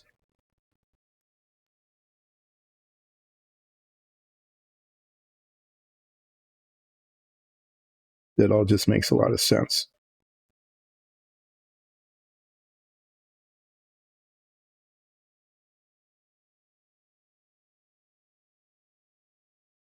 Well, I hope I haven't just really destroyed this. I don't want to take the time. I really don't want to take the time to remove all the paint. This is showing indications of being like that, where I was trying to fix one problem and made another problem.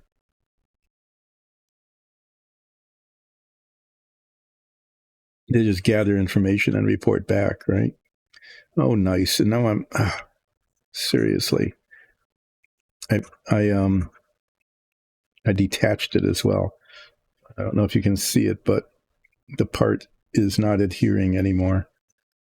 I really made a mess of this.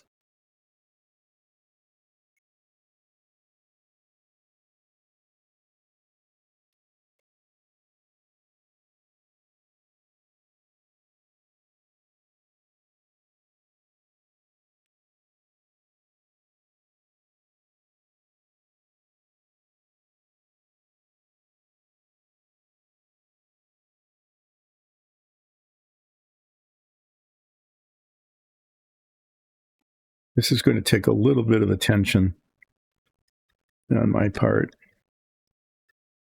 hoping to not create another problem. But in my manipulation of this, I managed, there's some two parts are cemented together here, and I managed to get the connection. I messed it up.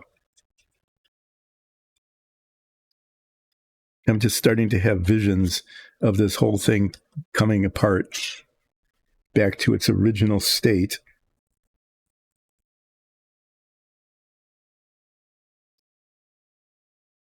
Back to its very original state of 3 separate pieces in raw plastic. I really am. I'm just starting to fear that is what's going to end up happening.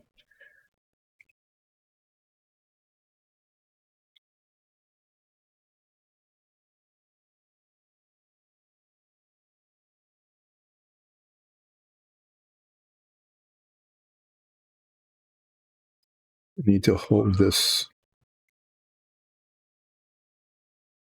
in place.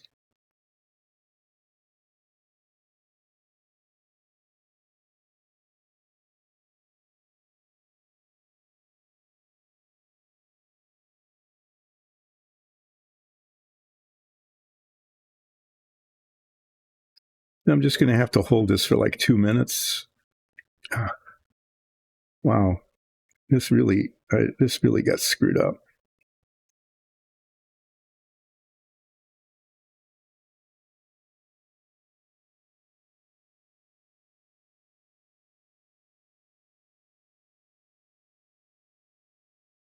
Yeah, it not only broke apart, it got misaligned.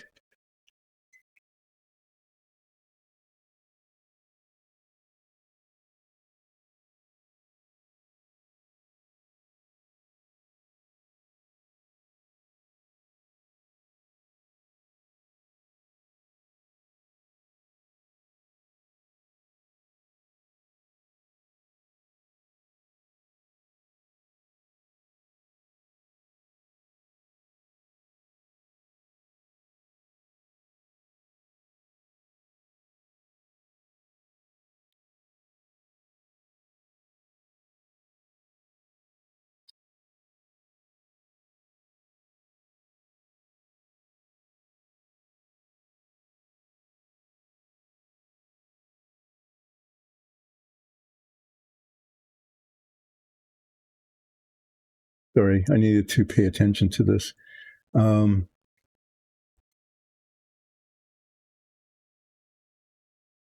Okay, so you've got,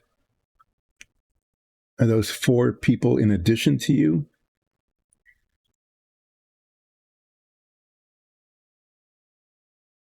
Mm-hmm. So do you have, are those 4 in addition to you, or are you one of the 3?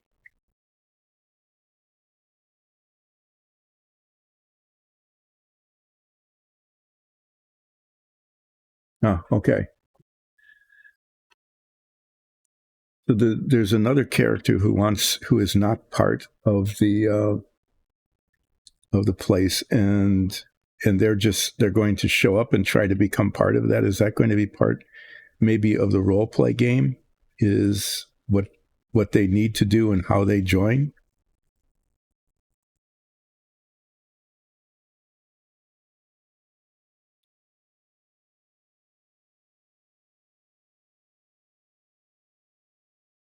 Okay, that will, that's always an interesting. It's an interesting way to introduce characters. To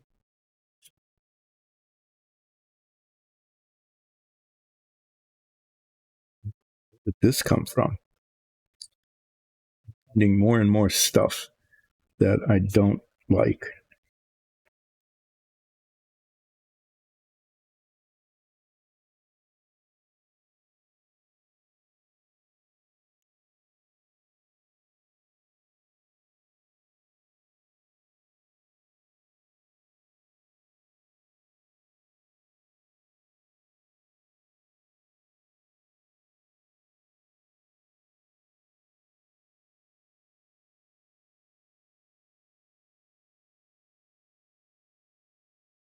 This is the part that's going to show what I still don't. I'm going to hold this for like 30 seconds or so.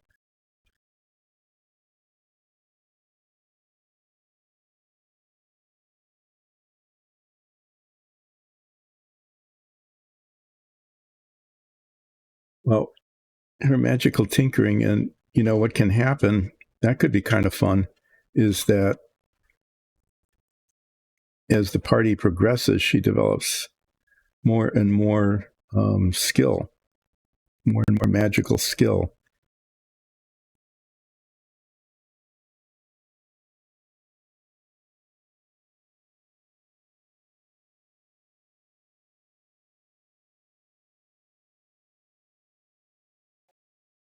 And the tinkering is certainly part of her personality. That's really good. That'll balance the group, I think, really well.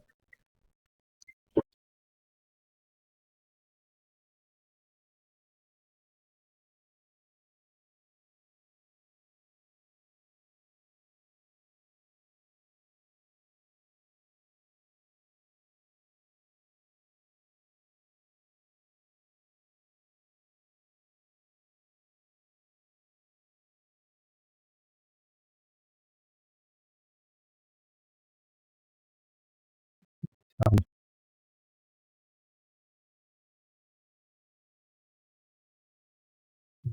I'll have to do the priming, and after I do the priming, I will need to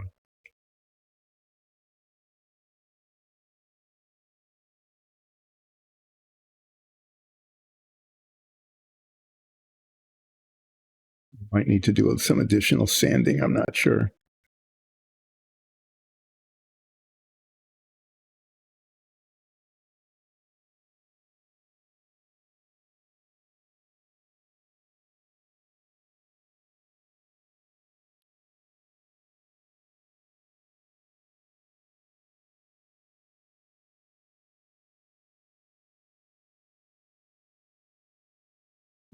It feels like there's a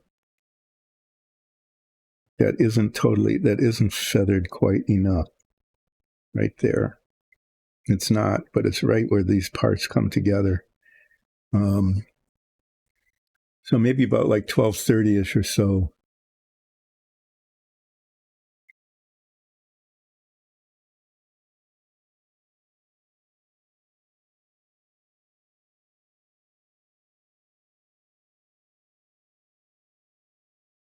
So the close combat. Well, there's always in any player group, there part of the balance that we found is that not that having ranged fighters, is really effective. So it's a matter of just keeping her distance.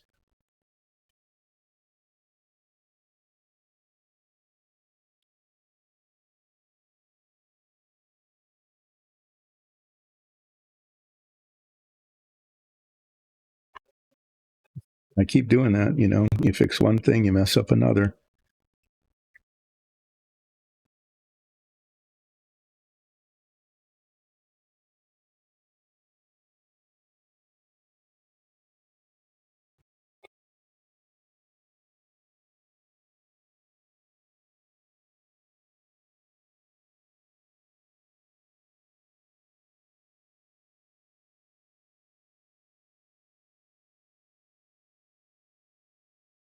Be able to keep some pressure on that to close the gap.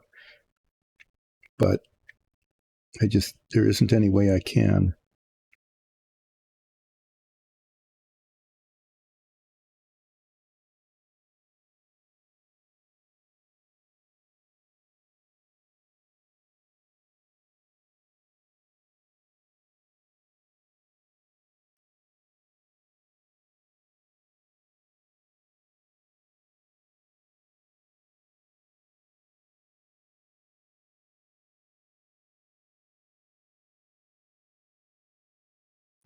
Okay. How is he doing, Jim?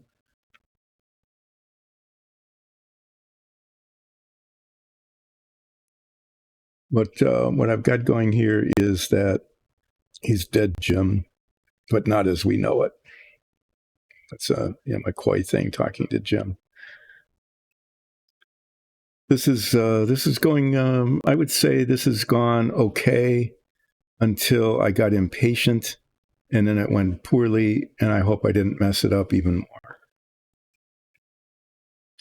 But there's a good chance, I would say a fairly good chance, that what I've done here is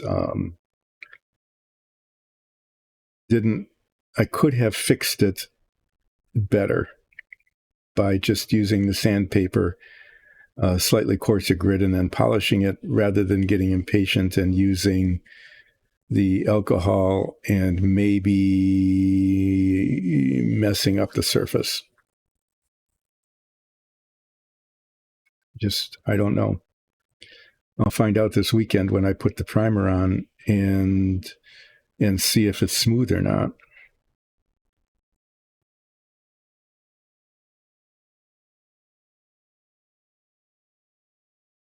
I'm very unhappy about what I did.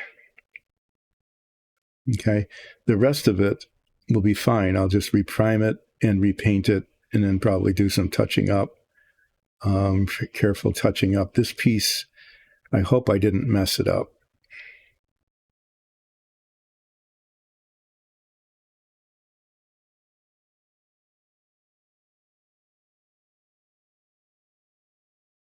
Hi for the new, oh, you became a follower. Thanks so much. I really appreciate it. I am doing this, Mondays, Wednesdays, and Fridays. I start at about 10 o'clock and I usually go until about 1.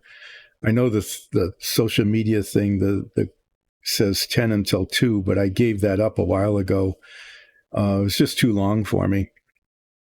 I just, blood sugar starts to drop. I start losing focus. I get a little chilled down here.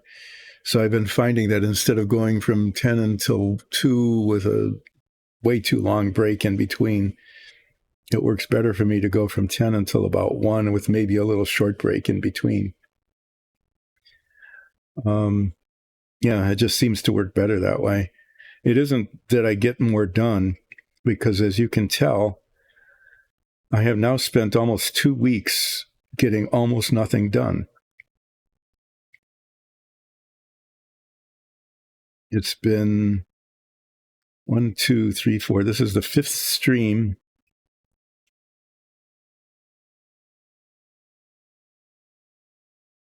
A trap spider? Mm-hmm. Oh, yeah. So it kind of immobilizes them, right? But that crowd control is important as well in a game. I'm just going to keep holding this for a while now.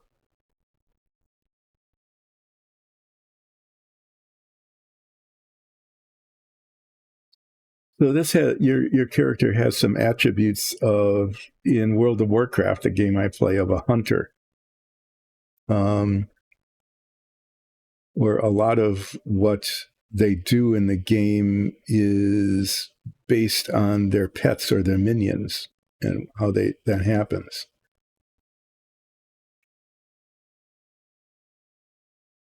To burrow through the ground, but can it burrow underneath?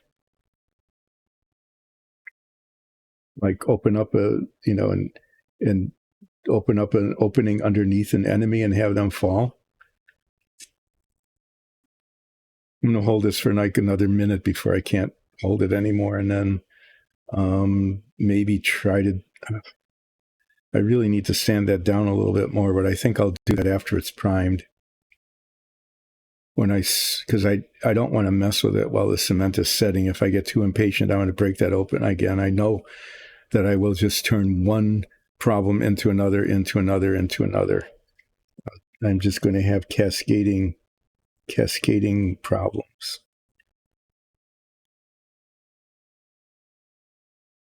And so this line here that may end up being visible after it's painted is going to remain untouched. I need to put a little more tape on the back of that. I think I can do that without breaking anything. And then figure out what to do with the last 40 minutes or so of the stream.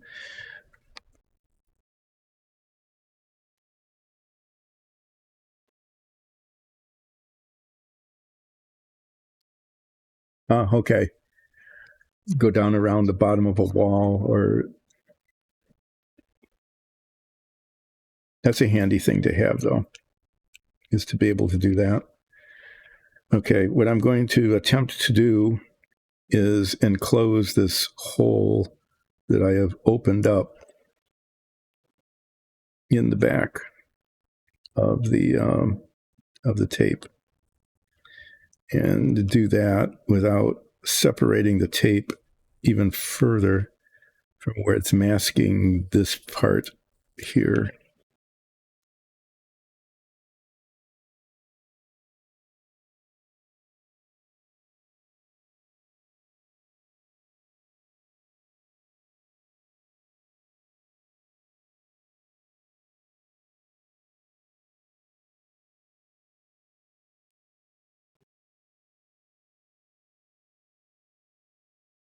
You can see that I am not adept at things requiring manual dexterity.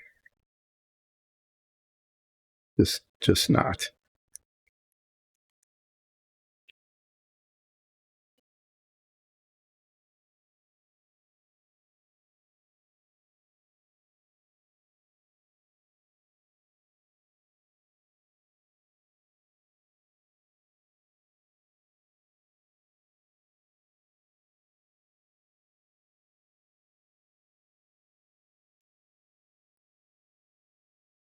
Sorry for not paying too much attention right now. I need to somehow get these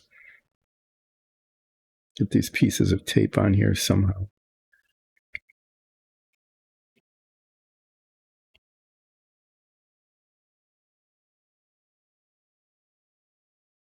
What I want to do is fold that over. I'm just going to do it this way.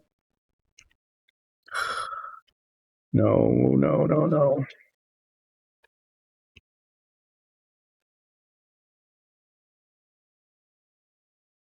Okay. I'm following along. The description of the character there.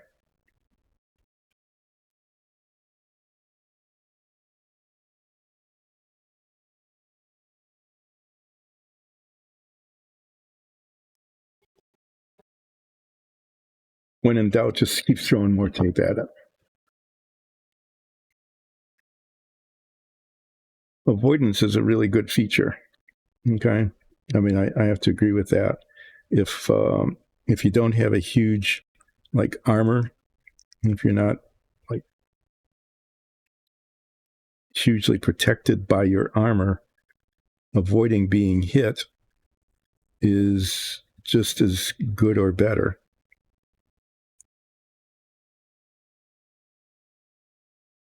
That's sometimes a very sought after attribute and statistic for a character in a fight. You can be just as effective as a like fully plate armored warrior or something by just not getting hit.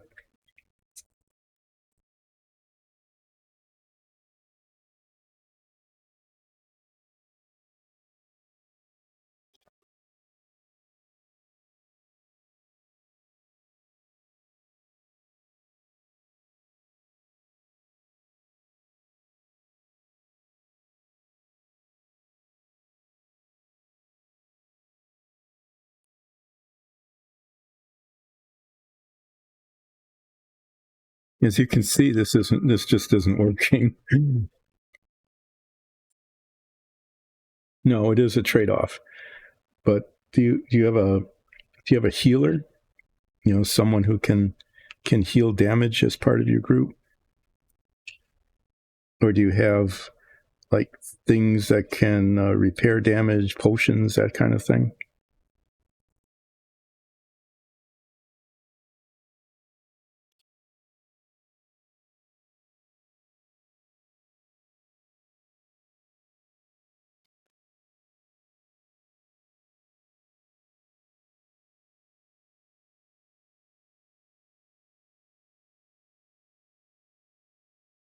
Well, it had been a really well done taping job is now turning into a kind of a mess. I'm just trying to cover up a hole. Not sure it's worthwhile. I'm not sure it's working.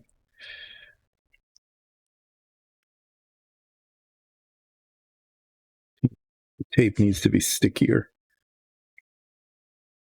What I find is tape doesn't behave well for me. I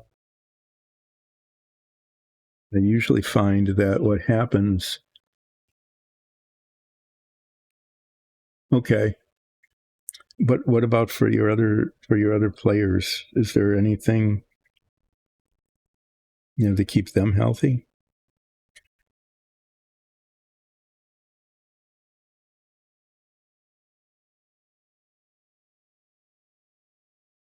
I don't know how this is going to go. I mean, the spray is the way the tape is on here is going to keep the majority of what needs to be clear.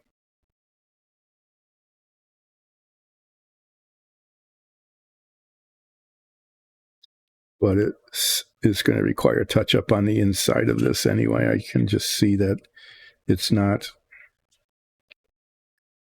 I'm just not having success.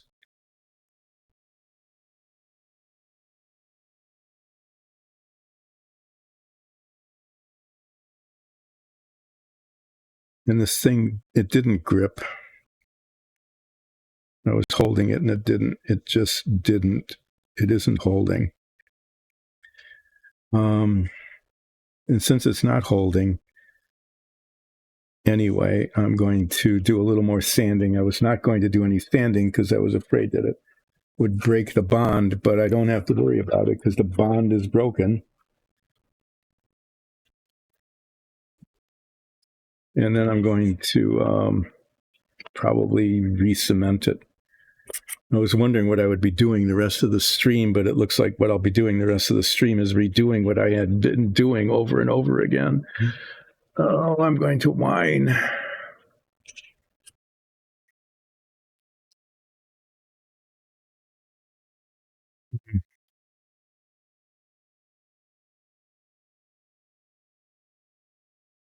Well, that might be essential. That might be an essential thing to do just to keep yourself alive.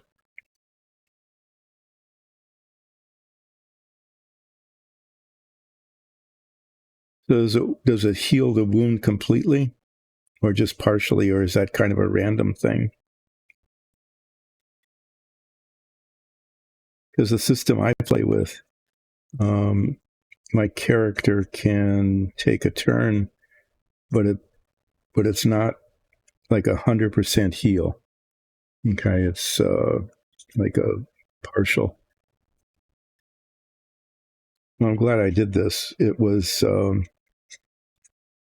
the whole chunk of paint just came right off. It would have been a real problem if I hadn't sanded it down here.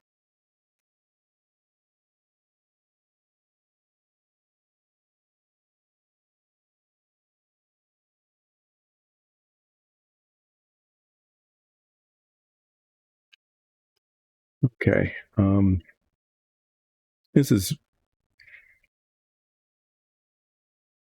just altogether frustrating.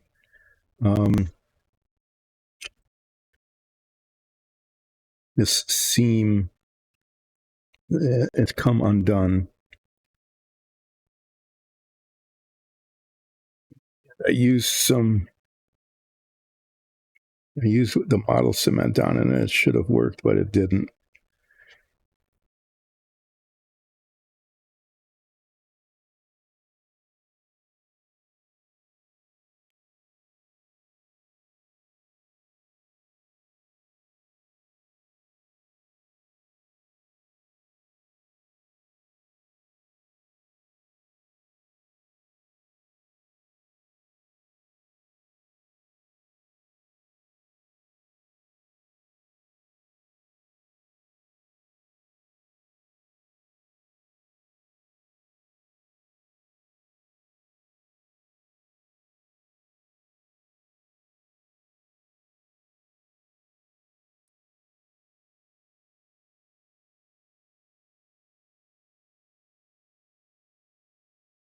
But what I managed to do here, if you can't see what's happened, is that these parts are no longer connected. So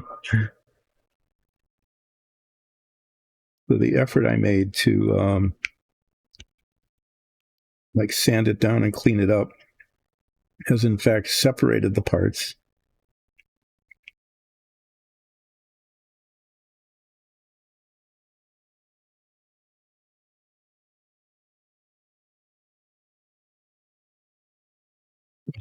I have a real problem here. I'm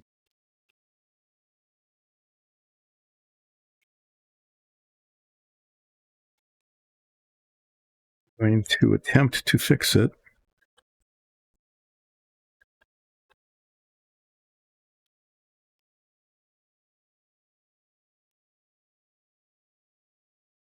Without making a huge mess.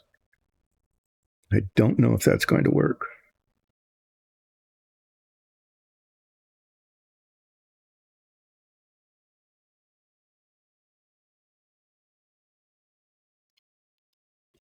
Do that. And I need this real quickly because I need to wipe that off before it mars the surface.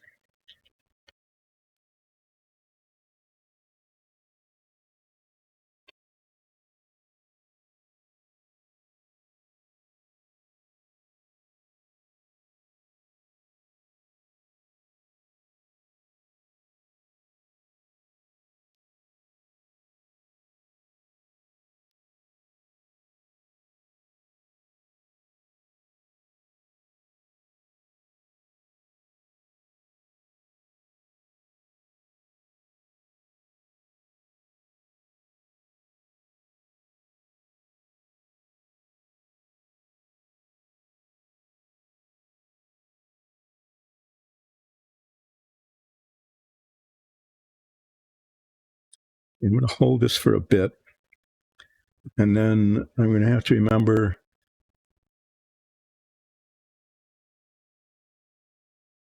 I use a couple of different ways of cementing them together. The way the cement I'd most like to use is a contact cement, which is what I had put on here originally, but I couldn't get it back into these crevices, so I'm using a model cement, which has messed up the surface. So I'm going to have to wait for this it's underneath here where it's almost going to be invisible, but it dissolves the plastic a little bit, and it's supposed to hold. And so what I'm going to have to do is before I paint this tomorrow, I'll have to come down and sand it down again just to smooth out the flaw that I put on the surface here. It's like one thing after the other. Okay.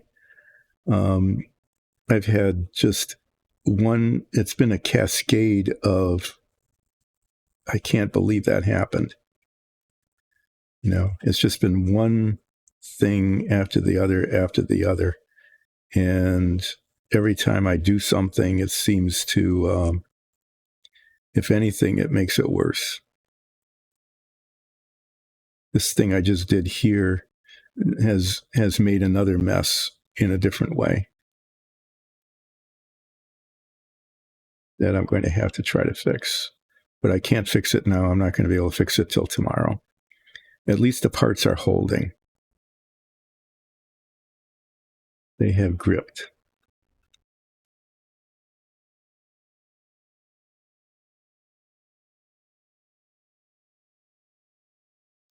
But there's serious flaws in the surface.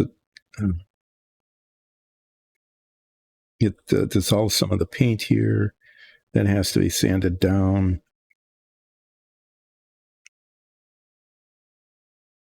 Yeah, I should have.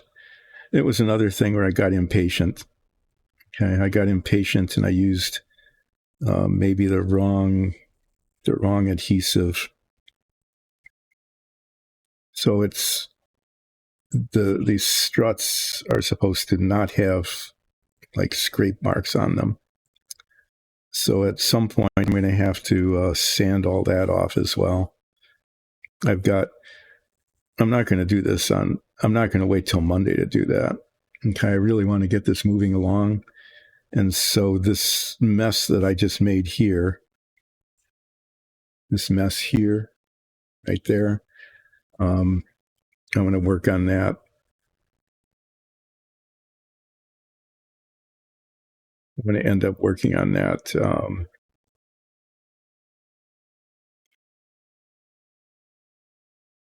just tomorrow. I'm going to do it before I'm just going to take some time and off stream just to get some sort of progress showing. And hopefully I can fix that well enough so that it doesn't look horrible. I mean, right now I think I've really been messing it up.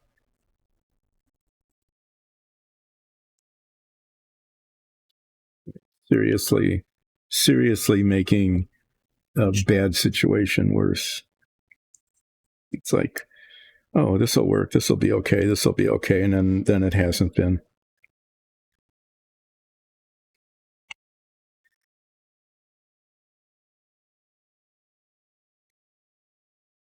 What I have been able to do is I've managed to keep it PG.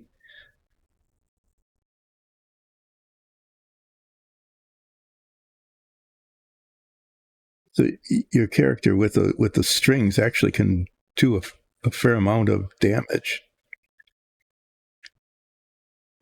You know, really just like a melee attack almost.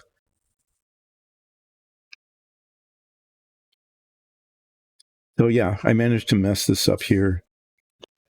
I do believe I can sand that out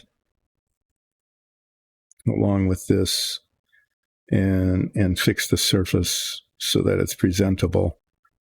But that's going to take like a half an hour of just fiddling around with fine, just a fine like this, feathering that like that, or taking it off the leg completely.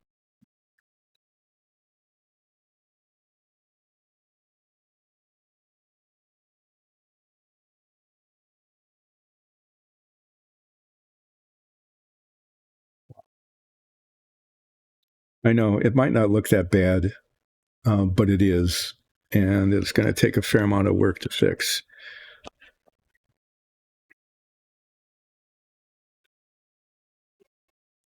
I'm not sure how I did that. I managed to get.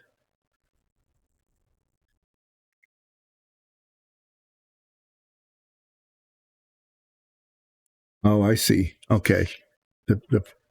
That was part of the trade-off of how you spent your setup points. Well, I'm going to say that this has, I've got like a 50-50 chance of being able to make this look okay. You know, if this feathering on here worked, maybe not. You know, it's I just did stupid things.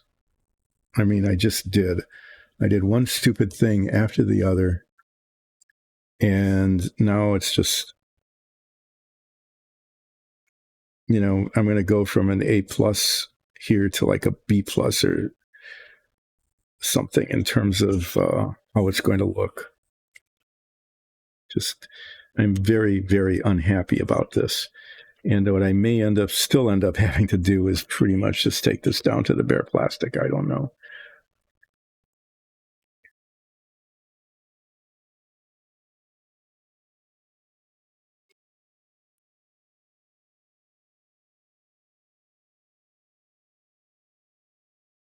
The biggest mistake I made, other than the mistake I made to cause the problem in the first place, which was not testing the paint for being translucent,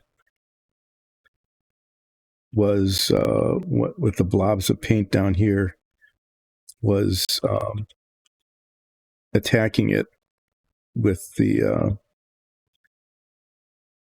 isopropyl alcohol and dissolving the paint all the way down to the surface, leaving these spots that hopefully won't show once it's repainted. And then the next mistake I made was, sanding away at it and then breaking that seam and then using the wrong adhesive. I'll make sure that side is facing away from anybody who's looking at it.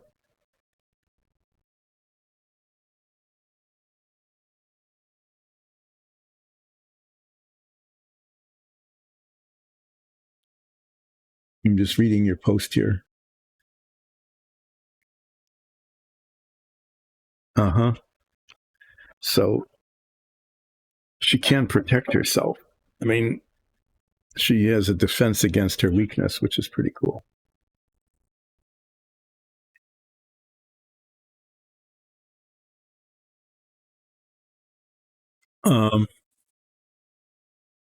Supposedly there's a half hour left. I'm not sure what to do. I guess I'm gonna. Well, why not? I'll reintroduce my character.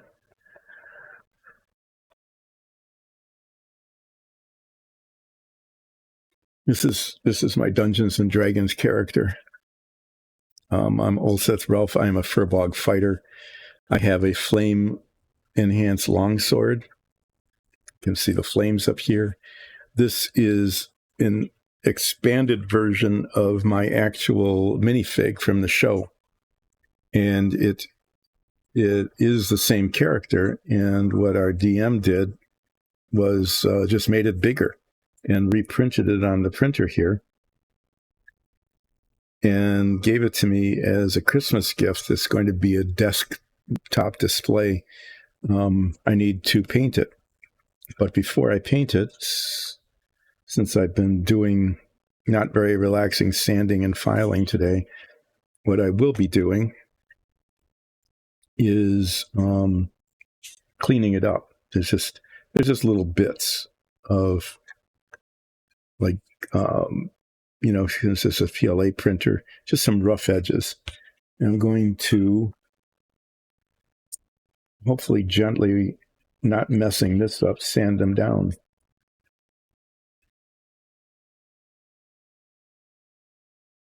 So it can either do damage or it could be a crowd control. Depending on the mix of your players, the crowd control capability might be really useful.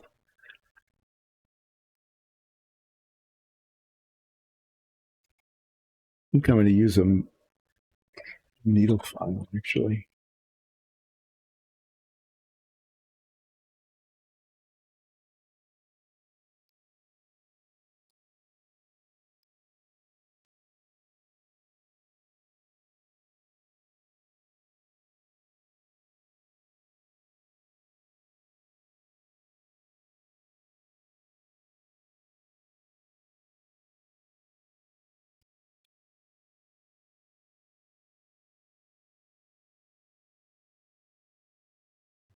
That's handy.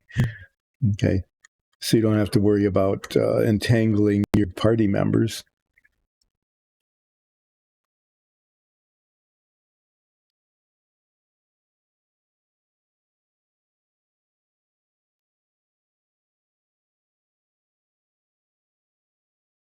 Want that smooth on the bottom, and it's not cooperating.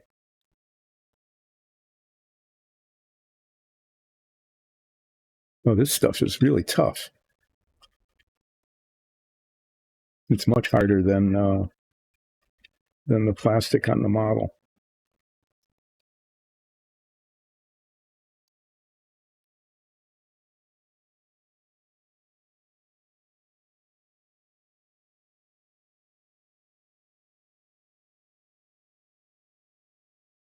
The sandpaper wouldn't work on this. It just really wouldn't.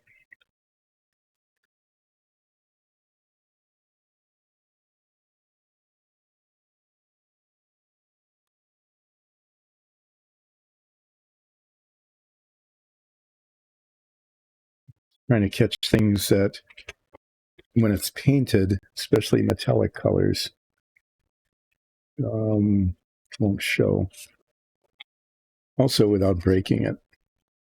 Because this stuff is hard, but it's also probably a little brittle. Oh, I see. I managed in my spattering, I managed to spatter some paint on there.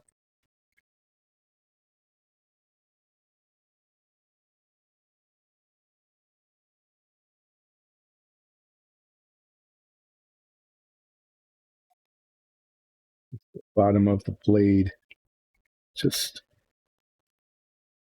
a little bit ragged, more than I'd like.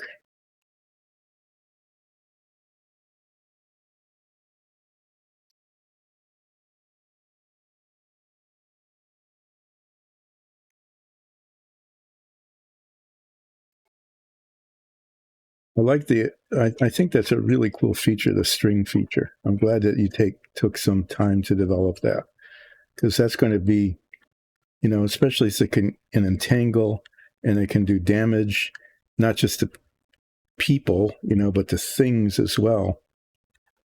I could see that being a really, really helpful thing for the party.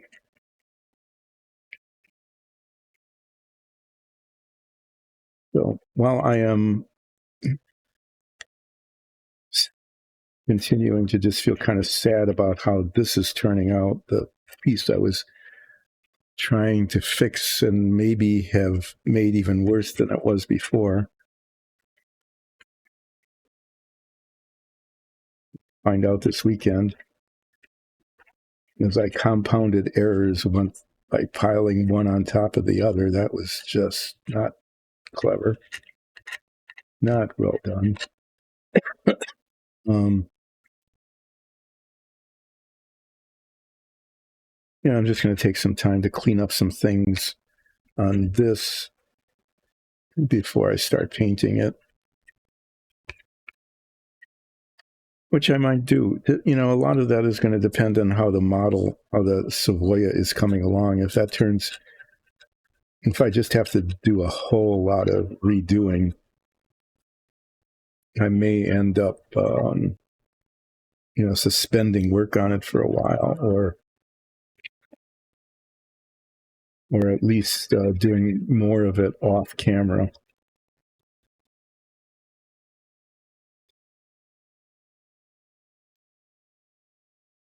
Like I'm going to do some tomorrow. I have to do some tomorrow just to keep it going up at all. Hi, Enforcer. Thanks for dropping in. Aman was talking about their character and their character development. I think it was really quite interesting.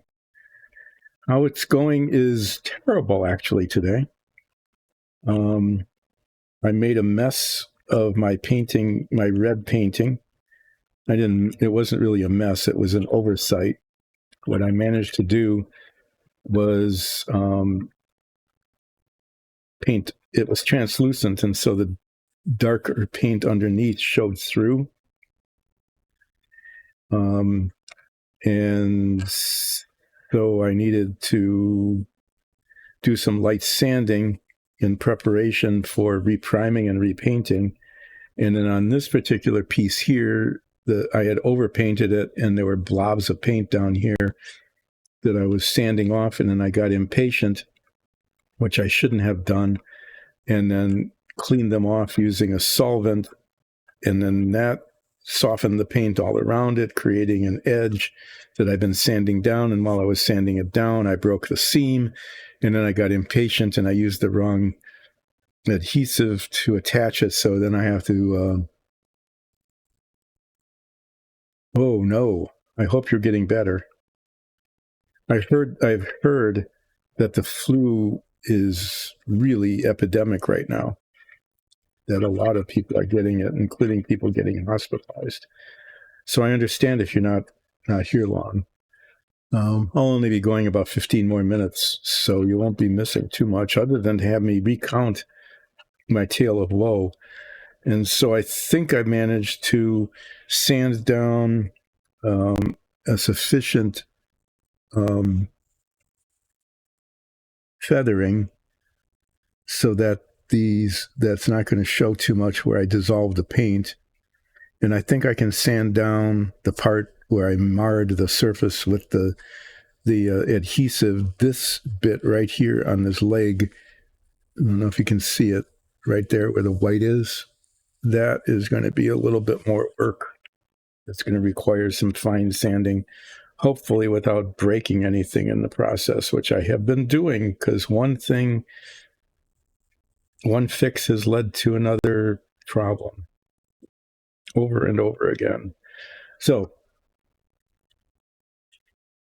oh, yeah, of course, if you're sick, you couldn't play. Did your game get started, though? Your D&D game get started so that when you're all feeling better, you can play again?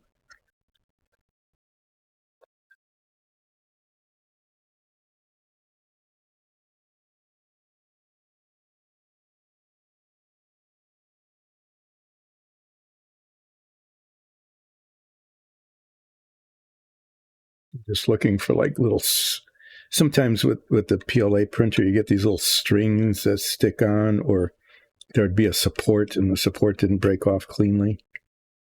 So I'm just looking this over before I start painting it.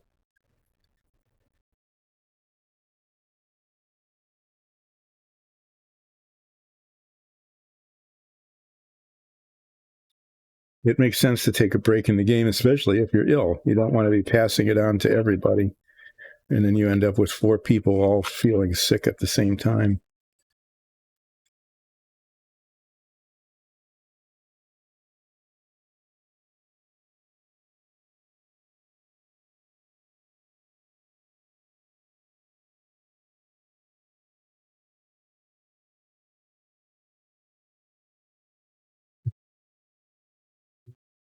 Okay, your group, yeah, that's when you need a break, is when all of that stuff all goes on at once. So I hope everybody is feeling better soon and you can get your game going again next week. So other than the unmitigated and repetitive disaster that was this particular thing, where there was I thought a simple process of just giving it a light sanding so I could reprime it, turned into a blob of paint that I then got impatient with and melted off and made it even worse. I remember broke the attachment point in the process because I was handling it too much. And maybe this will end up looking okay. If not, I may end up having to like disassemble the whole thing and take all the paint off and start over. I'm really hoping that doesn't work. Grilled cheese and tomato soup. That is the classic not feeling well. Or chicken noodle soup. Scientific studies, I'm not making this up. Science has suggested that chicken noodle soup actually really is good for you. That there's a little bit of protein in it, the warmth, the replenishment of the liquid of your liquids, hydrating, some natural salts, that kind of thing. Chicken soup actually is good when you're sick. And it's kind of interesting to find that out. Thanks for dropping in, though. And I hope you're feeling better and that you can drop in again on Monday. We'll see what's going on then. So maybe see you on Monday, Enforcer. But thank you for stopping by. And I hope you feel better really soon.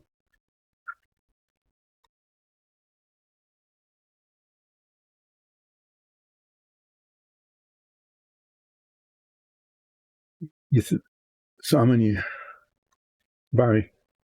You think your character's personality is one note? No, I think the personality is actually fairly complicated. The way you've described your character, the hiding the true identity, attempting to develop, working hard to develop more social skills. There's a lot going on there, and I think that you should be happy about that.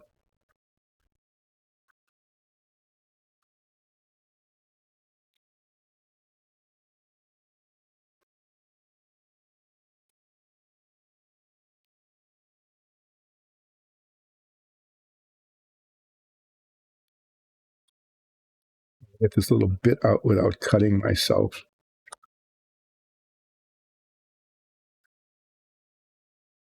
May not succeed. There's a little bit of a connection between the beard and the clothing behind it. And I would really like that to be gone, because when it's painted, it will be really obvious. There we go. Yeah, there we go. The gap is now clearly open.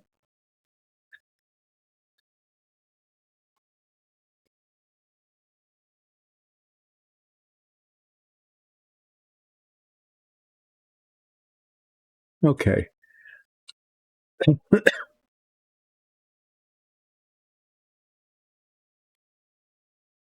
I see. It is good to prepare for that, because you want to be able to play it out and be spontaneous, or appear to be as spontaneous, at least, as you play your game, and your character is developed, and you can stay in character. I'm going to take some time now to talk about Dice and Dungeons, and do that while I'm still, thinking about it. Set this aside for the moment. Dice and Dungeons is a group of family and friends, and we put on a Dungeons and Dragons show, and the Dungeons and Dragons show is really, really amazing. And if you haven't, you need to watch it. And if you have, you need to still keep watching it. Okay?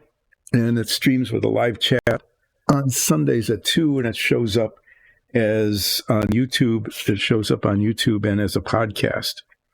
And this stream, such as it is a spin-off of that, because we produce our own dungeon tiles, of which I will show you some, just a sample.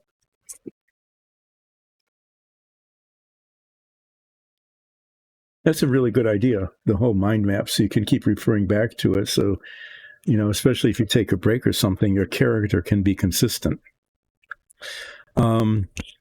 So, yeah, these are samples of the dungeon tiles that we use. These are just a couple of them, some walls of stone dungeon. We have wood, we have cut stone, all sorts of things, but these are printed on PLA printers, and then they're primed and hand painted and washed, and they show up on our show. And then when there aren't any minifigs or dungeon tiles to paint, I've been working on models. Okay. And these are really neat because they're printed as a single piece. They're really sturdy, and underneath here are little bits, are little ball magnets, and the ball magnets adhere to each other, not to the surface. Okay, it's really cool. They adhere to each other. They hold really well. They come apart easily, which makes reconfiguration neat. And so I'm very proud of our dungeon tiles. A lot of work has gone into these in terms of designing and printing and all of that sort of thing. Our DM, Alexis, pretty much did all the work to make these happen. My job was just painting them, which was fairly easy, because this is not as detailed as a lot of minifigs and stuff.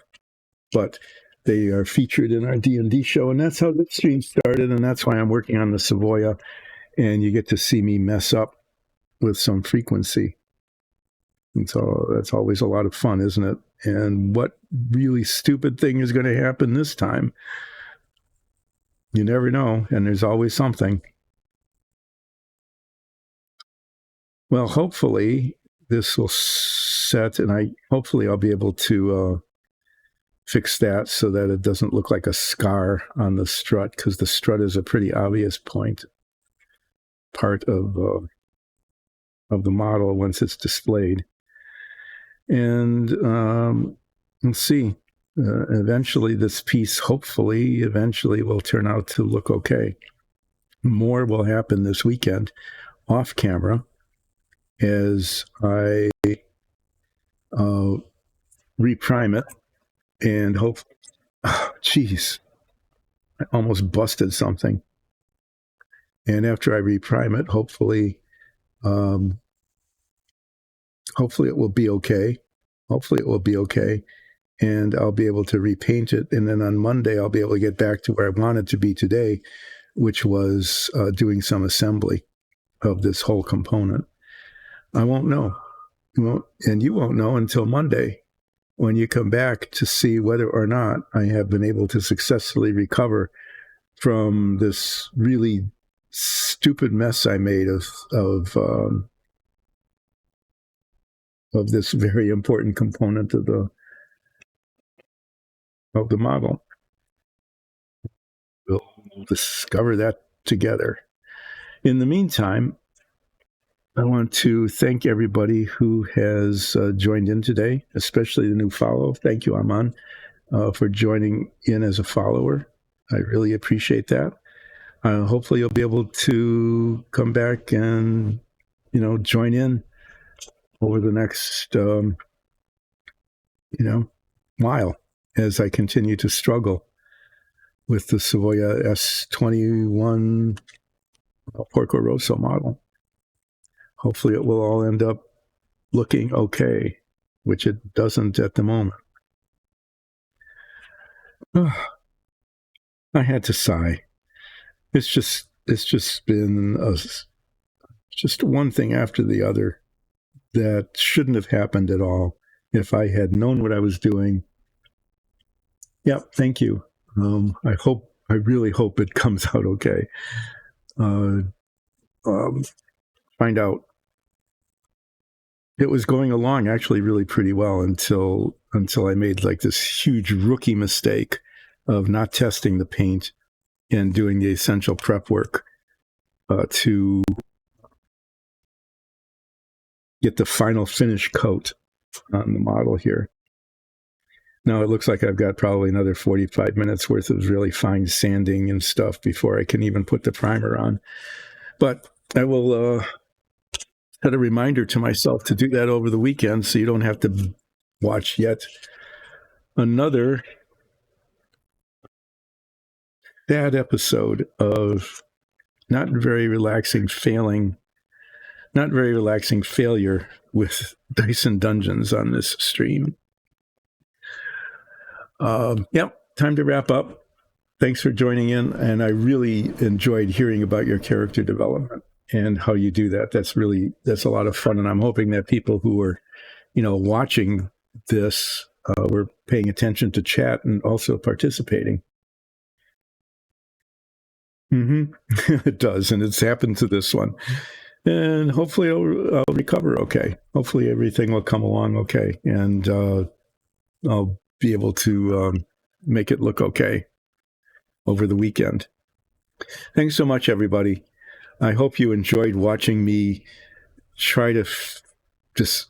watching me describe a problem, tell you how to avoid doing it yourself, try to fix it, fail, showed you how not to fix something that you could have avoided in the first place, caused yet another problem. Yep. And yet another problem that I'm just continuing to try to fix. And we'll see the results on Monday. I hope I haven't done any permanent damage to this model. We'll see. Thanks again.